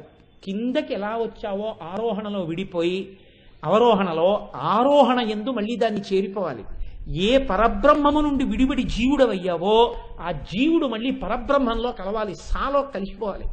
ఈ సాలోకి కలిసిపోవడానికి ఆరోహణ అవరోహణ, దాని యందు సంగతులు రాగతాళధ్వనులు. అందుకని గురుముఖత సామవేదం.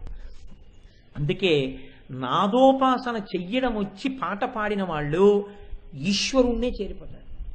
ఎందుకని అంటే అది కూడా ఈశ్వరుణ్ణి చేరుడానికి మార్గం అవుతుంది తప్ప కేవల మనోరంజకత్వానికి సంగీతం ఉండదు. అవతలవాడు ఉద్ధరింపబడడానికి ఉంటుంది. అందుకే తపోభంగం ఎటువంటిదో సంగీతమునందు రసభంగం అటువంటిది. సంగీతమునందు రసభంగాన్ని పెద్దలు అంగీకరించరు.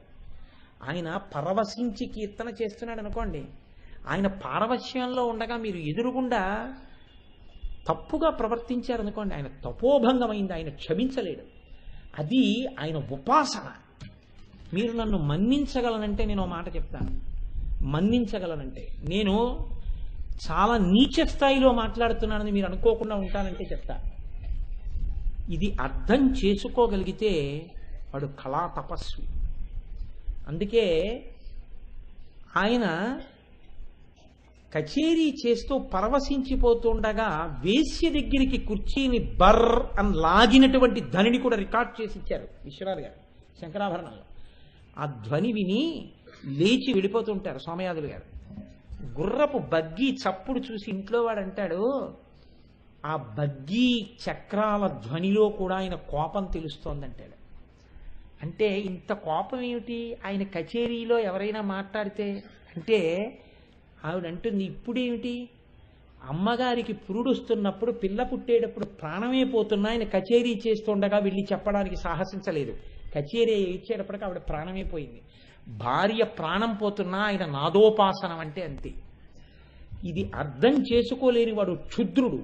ఆ ఉపాసన ఆ స్థాయిలో ఉంటుంది. అందుకే ఇది చేతకాక ఆయన పక్కన ఒక ఆడది కూర్చుంటే వంకలు పెట్టి వెళ్ళిపోతే ఆయన లేచి, ఎవడికి తెలుస్తుందిరా మహానుభావ నా ఉపాసన ఏమిటో, నేను పాడిన పాట వీళ్ళు మెచ్చుకోక్కర్లేదు, మిరిసే మెరుపులు మురిసే పెదవుల చిరుచురు నవ్వులు కాబోలు, ఉరిమే ఉరుములు సరిసరి నటనల సిరిసిరి మువ్వలు కాబోలు, పరవశాన శిరసూగంగా ధరకుజారెన శివగంగా నా గానలహరి నువ్వు మునుగంగా ఆనంద వృష్టినే తడువంగా అని ఆగిపోయాడు సమాధి.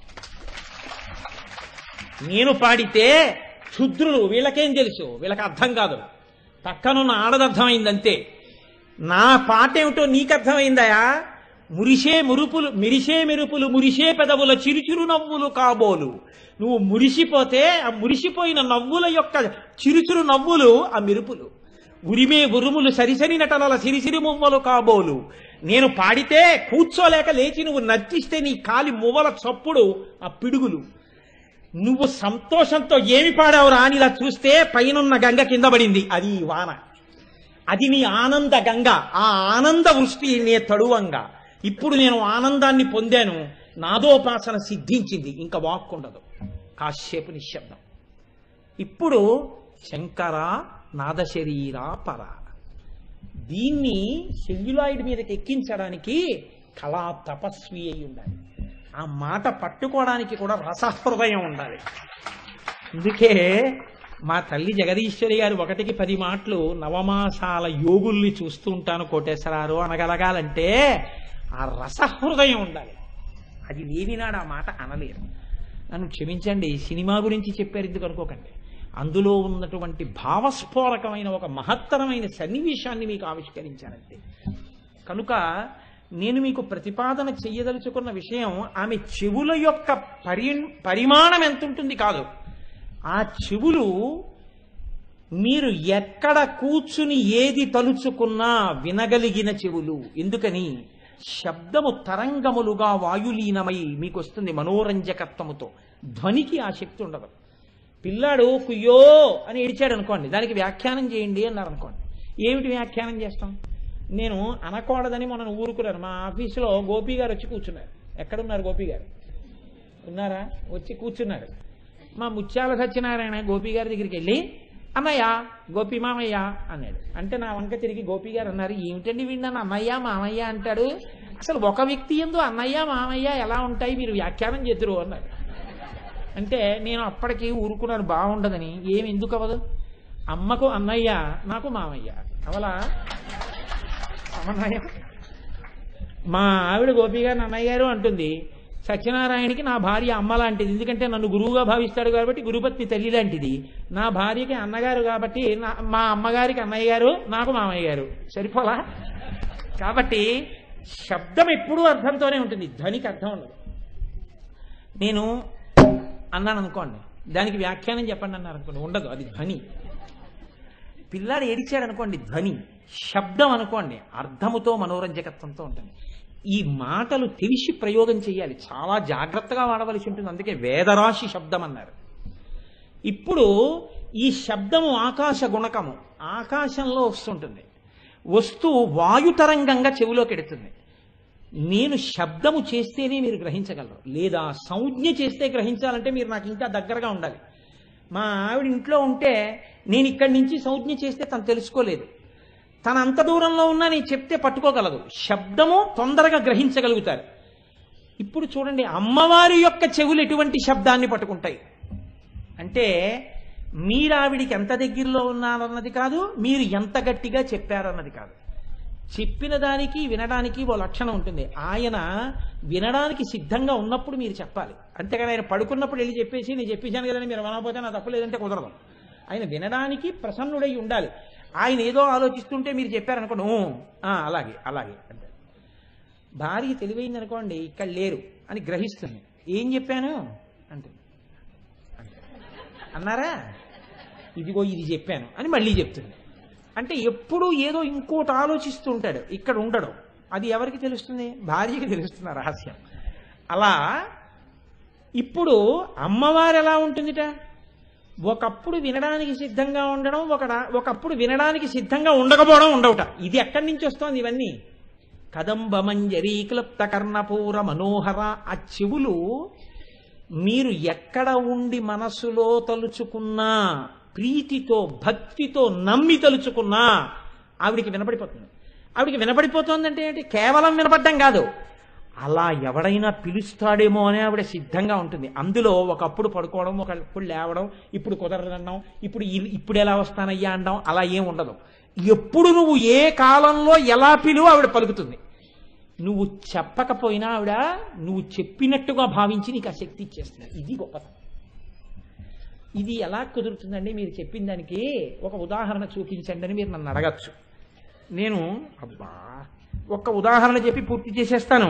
పూర్వం శర్యాతి అని ఒక రాజు, ఆయనకి ఆనర్తుడు అని ఒక కొడుకు, సుకన్య అని ఒక కూతురు, 400 మంది భార్యలు ఆయనకి. లేక పుట్టిన ఒక్కతే కూతురు శర్యాతి. పూర్వం దక్షిణ నాయకత్వం ఉండేది.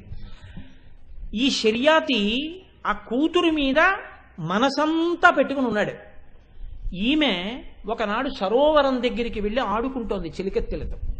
ఆడుకుంటూ ఒక పుట్ట దగ్గర కూర్చుంది. ఆ పుట్ట చవన మహర్షి కూర్చుని తపస్సు చేస్తుంటే, పరమవృద్ధుడు చవనుడు తపస్సు చేసుకుంటుంటే పుట్ట పట్టేసింది. పుట్ట పట్టేస్తే ఆయన కన్నులు మాత్రం, కొంతమంది తపస్సు చేసేటప్పుడు కూడా ఇలా కన్నులు తెరిచి ఉండొచ్చు, దానికి ఒక ప్రత్యేకమైన పేరుంది. కానీ ఆ కన్నులు బాహ్యానుసంధానం జరగవు, మెరుస్తూ ఉంటాయి. ఆ కన్నుల దగ్గర మాత్రం 2 కన్నాలు ఉన్నాయి పుట్టకి. ఆ పిల్లకి ఇలా చూస్తే అవి మెనుగుడు పురుగుళ్ళే కనపడ్డాయి. ఇదేదో మెరుగుడు పురుగుల లోపల ఉన్నట్టున్నాయని ఆ పిల్ల అక్కడ ఉన్న పుల్లొకటి చూసి తీసి ఆ 2 కన్నాల్లో ఇలా పొడిచింది. పొడిస్తే ఆయన తపస్వి అయి ఉన్నాడు, శక్తితో లేడు, బాహ్య శక్తితో. అబ్బా అబ్బా అని మూలిగాడు. ఈ పుల్ల తీసి చూసింది, కొద్దిగా నెత్తురు తడి అంటి ఉంది. ఆ అమ్మాయికి ఏదో మూలికి వినపడింది, భయం వేసి వెళ్ళిపోయింది బాల్య చేష్టితంగా. ఆయన పడిన బాధకి ఆ రాజ్యంలో ఉన్న వాళ్ళందరికీ మలమూత్ర బంధనం అయిపోయింది, జంతువులతో సహా. ఇప్పుడు వాళ్ళు బెంగ పెట్టుకుని రాజు దగ్గరికి వెళ్ళారు. ఎక్కడో అపచారం జరిగింది మహాపురుషుడికి, అందుకే ఇంత ఉపద్రవం వచ్చింది, ఎవరికి ఏ అపచారం జరిగిందో చూడండి అన్నారు. మన రాజ్య సరిహద్దుల్లో మన రాజ్యంలో మహానుభావుడు చమనుడు తపస్సు చేస్తున్నాడు. ఆయనకి ఏమైనా అయిందా చూడండి అన్నారు. వెళ్ళి పొట్ట కడిగి చూశారు. చూస్తే 2 కళ్ళు పోయాయి ఆయనకి. ఆయన అన్నాడు, శర్యా నన్ను ఆ పిల్ల సుకన్య పొడిచేసింది అన్నాడు. ఇప్పుడు రాజు దగ్గరికి వెళ్ళి అందరూ వెళ్ళి రాజును తీసుకొచ్చారు. నీ కూతురే పొడిచేసింది అన్నారు. ఆయన అన్నాడు, క్షమార్పణలు చెప్పాడు, నీ జీవితాంతా నిన్ను జాగ్రత్తగా చూడడం కోసమని పరిచారికల్ని నియోగిస్తానన్నాడు. అంటే ఆయన అన్నాడు, చమనుడు, నువ్వు పరిచారకుల్ని పెడతావు, కానీ నావాడు అని ప్రేమతో చూడరుగా. ఎవరు పొడిచారో నీ పిల్లనిచ్చి పెళ్లి చేయి, భర్తని కాబట్టి జాగ్రత్తగా చూసుకుంటుంది అన్నాడు. పరమవృద్ధుడు, ముక్కోపి, కళ్ళు లేనివాడు, అరణ్యంలో ఉండేవాడు. 400 మంది భార్యల్ని చేసుకున్న తర్వాత లేక పుట్టినటువంటి సుగుణాల రాశి, అందాల భరిణ సుకన్య. రాజు బెంగ పెట్టుకుని మంత్రి పరిషత్తుని పిలిచాడు. ఈలోగా లోకంలో బాధ రాజ్యం అంతా, జంతువులు కూడా నిలబడిపోయాయి, మలమూత్రబంధనం అయిపోయి. ఈ సమయంలో మంత్రి పరిషత్ అంతా వచ్చి బాధపడుతున్నటువంటి సమయంలో ఈ సుకన్య వచ్చి అంది, నాన్నగారు మీరు బెంగ పెట్టుకోకండి, తప్పు చేసింది నేను, పరమ ప్రీతితో ఆ ఋషిని నేను వివాహం చేసుకుంటానంది. చెప్పడానికి ప్రయత్నించాడు, ఆవిడ అంగీకరించలేదు. ఆఖరికి వివాహం అయిపోయింది. ఈ పిల్లని తీసుకుని పరమవృద్ధుడైనటువంటి చమనుడు అరణ్యానికి వెళ్ళిపోయాడు. ఆయనకి కళ్ళు లేవు, ఆయనకి సూర్యోదయం అయితే తెలియదు, అందుకని ఈ పిల్లే చెప్పేది. ఆయన్ని గోరువెచ్చటి నీటితో స్నానం చేయించేది. సంధ్యావందనానికి వేళ అయిందంటే సంధ్యావందనం చేసుకునేవాడు. భోజనం చేసే వేళ అయింది మధ్యాహ్నం అంటే మధ్యాహ్నానికి సంధ్యావందనం చేసుకుని అన్నం తినేవాడు. సాయంకాలం అయింది సంధ్యావందనం చేసుకోండి అంటే చేసుకునేవాడు. అన్నీ తీసుకొచ్చి అందిస్తే పూజ చేసుకునేవాడు. నోటికింతకు ముందు వచ్చు కాబట్టి మంత్రములను మననం చేసేవాడు. చీకటి పడిపోయింది పడుకోండి అంటే పడుకునేవాడు. గజ గజ గజ గజ వణికిపోతూ ఉండేవాడు వృద్ధుడు. ఈమె ఒకనాడు ఏటికి వెళ్ళి నీరు పట్టుకుని వస్తోంది భర్త కోసమని. అప్పటికి ఆయన్ని స్నానం అవి చేయించి కూర్చోబెట్టింది. అశ్వినీ దేవతలని మంచి నవయవ్వనంలో ఉన్న 2 దేవతలు, వాళ్ళు దేవతలకు వైద్యులు, వాళ్ళు ఈమెను చూశారు. మహాసౌందర్య రాశి, ఈమె ఎందుకు అరణ్యంలో ఒక్కటి తిరుగుతోందని అడిగారు. అడిగితే, ఒకవేళ నీకు వివాహం కాకపోతే మా ఇద్దరిలో ఒకరిని నువ్వు స్వీకరించవచ్చు, మేము దేవతల యొక్క వైద్యులం అన్నారు. అంటే ఆవిడ సరళంగానే జవాబు చెప్పింది, నేను చమన మహర్షి యొక్క భార్యని, నా పేరు సుకన్య, నేను శర్యాతి మహారాజు యొక్క కుమార్తెని, కాబట్టి మీరు నన్ను అలా అడగకూడదు అంది. అంటే వాళ్ళు అన్నారు, ఇప్పుడు తెల్లబోయి పరమవృద్ధుడు, ఉనికిపోతున్నవాడు, కళ్ళు లేనివాడు, కోపిష్టి, అటువంటి వాడికి నిన్నిచ్చి పెళ్లి చేశాడా శర్యాతి? ఎలా పడుతున్నావు వాడితో సంసారం? అసలు విధి బ్రహ్మ అనేటటువంటి వాడు సృష్టిలో చేసే పనులు గమ్మత్తుగా ఉంటాయి, నిన్నెలా ఇచ్చి పెళ్లి చేశాడు ఈయనకి? అటువంటి ముసలి మొగుడితో ఏ సుఖాలను అనుభవిస్తావో మా ఇద్దరిలో ఒకరిని పొందు అన్నాడు. అంటే ఆవిడంది, హద్దు మీరి మాట్లాడుతున్నారు, నేను చవనుడి ఇల్లాలిని, ఇంకొక మాట మాట్లాడితే మిమ్మల్ని శపిస్తానన్నాడు. అని ఆవిడ వెళ్ళిపోతోంది ఆశ్రమం వైపు. ఇప్పుడు దేవవైద్యులు భయపడ్డారు. ఈవిడ వెళ్ళి చెప్తే చవనుడితో, చవనుడు మహాతపశక్తి సంపన్నుడు, క్రోధమూర్తి, మన్ని శపిస్తాడేమో అని వీళ్లే పరిగెత్తుకుంటూ వచ్చన్నారు. అమ్మ ఇందేదో అయిపోయింది, ఇంత ఎలా కష్టపడతావు? నీ భర్తకి మేము మంచి యవ్వనాన్ని, గొప్ప శక్తిని, గొప్ప రూపాన్ని ఇచ్చేస్తాం, కానీ అటువంటి రూపాన్ని ఇచ్చిన తర్వాత మేము ముగ్గురం ఒక్కలా ఉంటాం. మా ముగ్గురులో చమనుడు వరవు నువ్వు కనిపెడితే చమనుడికి ఇల్లాలివి, పొరపాటున మా ఇద్దరిలో ఎవరినైనా ఒకడిని చమనుడు అనుకుంటే వాడికి ఇల్లాలు కావాలన్నారు. ఇప్పుడు అది ఆవిడ పాతివ్రత్యానికి పరీక్ష. ఆవిడ అంగీకరించకుండా వెళ్ళి చమనుడికి చెప్పింది. చమనుడి నమ్మకం ఏమిటంటే తన భార్య యొక్క సౌశీల్యం మీద. ఆయన అన్నాడు, ఏం పర్వాలేదు, నన్ను తీసుకెళ్ళు సరోవరానికి అన్నాడు. చెయ్యి పట్టుకు తీసుకెళ్ళింది. అశ్వినీ దేవతలు చమనుడు ముగ్గురు నీటిలో మునిగి పైకి తేలారు. ముగ్గురు ఒక్క రూపాన్ని, ఒక్క కంఠాల్ని పొందారు. వచ్చి ఒడ్డున నించుని ఏకకంఠంతో ముగ్గురు అన్నారు, ఎవరు నీ భర్తో కనిపెట్టన్నారు. చక్కగా మంచి యవ్వనాన్ని, శరీరాన్ని పొందినవాడు భర్త. పరీక్ష ఎవరికి? ఆవిడికి. ఇప్పుడు ఇంతటి మహాపతివ్రత పొరపాటున భర్త కానివాణ్ణి భర్త అని చెప్పింది అనుకోండి, ఆవిడ బెంగ ఏమిటంటే నా చారిత్రం ఏమైపోతుంది, నేనప్పుడు ఆయన్ని వివాహం చేసుకోవలసి ఉంటుంది, ఆయనతో సంసారం చేయవలసి ఉంటుంది. ఇప్పుడు ఆయన అన్నాడు, భర్త అన్నాడని ఆయన మాటకి తల ఒగ్గి తీసుకెళ్లాను సరోవరం దగ్గరికి. కానీ ఇప్పుడు నాకు పరీక్ష వచ్చింది, నన్ను ఎవరు రక్షించేవాళ్ళు? ఆవిడికి ఆలోచించడానికి అవకాశం లేదు. ఆవిడ, అమ్మా లోకంలో మహాపతివ్రత అని పేరు పొందిన తల్లి ఎవరు? ఆ తల్లి లలితాపరాభట్టారిక. అమ్మా నీకే నమస్కారం చేస్తున్నాను, నీకు ఎటువంటి పేరుందో అటువంటి పేరు నాకు కలగాలంటే నీ అనుగ్రహమే కలగాలి. ఆవిడంది నమ పద్మోద్భవే దేవి నమ శంకరవల్లభే అని విష్ణుపత్ని నమస్తుభ్యం వేదమాత సరస్వతి ఇదం జగం తయా సృష్టం సర్వం స్థావరజంగమం బుద్ధిదాసి తమజ్ఞానాజ్ఞానినా మోక్షదా సదా సిద్ధిదా యోగినామం బాజయదా కీర్తిదా పునః శరణం త్వాం ప్రపన్నాస్మి విస్మయం పరమంగతాః అంది. అమ్మా సృష్టికర్త శక్తి నువ్వు, స్థితికర్త శక్తి నువ్వు, లయకర్త శక్తి నువ్వు, శక్తులకు శక్తి నువ్వు, ఆదిశక్తి నువ్వు, అమ్మలగన్న యమ్మ నువ్వు, మహాపతివ్రతవి నువ్వు. రాకూడని కష్టం వచ్చింది, నోటితో చెప్పలేదు, పతి ఎవరో తెలుసుకోలేకపోతున్నాను అనలేదు. శరణం త్వాం ప్రపన్నాస్మి ఈ మాటలు పైకి చెప్పలేదు, నోటిలో అనుకుంది. అమ్మా నువ్వు నాకు భర్తని గుర్తుపట్టగలిగిన శక్తి కృప చెయ్యి అని కళ్ళు తెరిచింది. ముగ్గురిలో చవనుడెవరో ఆవిడ తెలిసిపోయింది. ఆవిడ వేలు చూపించింది. అశ్వనీ దేవతలు పొంగిపోయి ఏమి పాతివ్రత్యమమ్మా నీది అని చవనుణ్ణి, నవయవ్వనంతో ఉన్నవాణ్ణి, ఇంత అందాల భరిణని ఆవిడకి భర్తగా ఇచ్చారు. ఇప్పుడు చెప్పండి, ఎక్కడో అంత కష్టంలో ఏమి చెయ్యాలో తెలియని స్థితిలో తన కష్టం పరపురుషుల ముందు చెప్పుకోలేక మనసులో అనుకుని శరణం త్వాం ప్రపన్నాస్మి అనగానే ఆ తల్లి ఆనాడు సుకన్యకి పాతివ్రత్యం నిలబడేటట్టుగా శక్తిని కృప చేసేసింది. అంత కష్టంలో అమ్మా నిన్ను పిలిచిన వారికి ఆ పిలుపులు వినగలిగినటువంటి చెవులమ్మా నీ చెవులు. ఇక్కడ తలుచుకుంటే చాలు ఆ పిలుపులు వినపడతాయమ్మా. ఆ చెవులు అలంకారయుక్తములు కాకుండా ఉండకూడదు, అంత గొప్ప చెవులని చెప్పడానికి కదంబమంజరీ క్లప్త కర్ణపూర మనోహర ఇందుకుని కీర్తిస్తున్నాడు. అది ఆ చెవుల శక్తి అని మీరు భక్తిని పొందడానికి. మూక పంచశతిలో మూకశంకర్లు అన్నారు, ఆయనకి అమ్మవారి ఎదురుగుండా నిలబడిందండి. నిలబడితే అమ్మవారి చెవిలో పూలు కనబడ్డాయి. కనబడితే ఆయన అన్నారు అమ్మవారి వంక చూసి, అమ్మవారు ఇలా పెట్టుకుంటుందని చెప్పాను కదా పూలు, ఆ పూలు ఇప్పుడు ఈ కంటి దగ్గరికి వచ్చాయి, ఈ కన్ను ఇలా తిరుగుతూ ఉంటుంది, ఈ కటాక్షం ఈ చివరికి వెళ్ళినప్పుడు ఈ పువ్వులు అమ్మవారి కనుకొలుకుల దగ్గరికి వచ్చి నిలబడి ఉన్నాయి.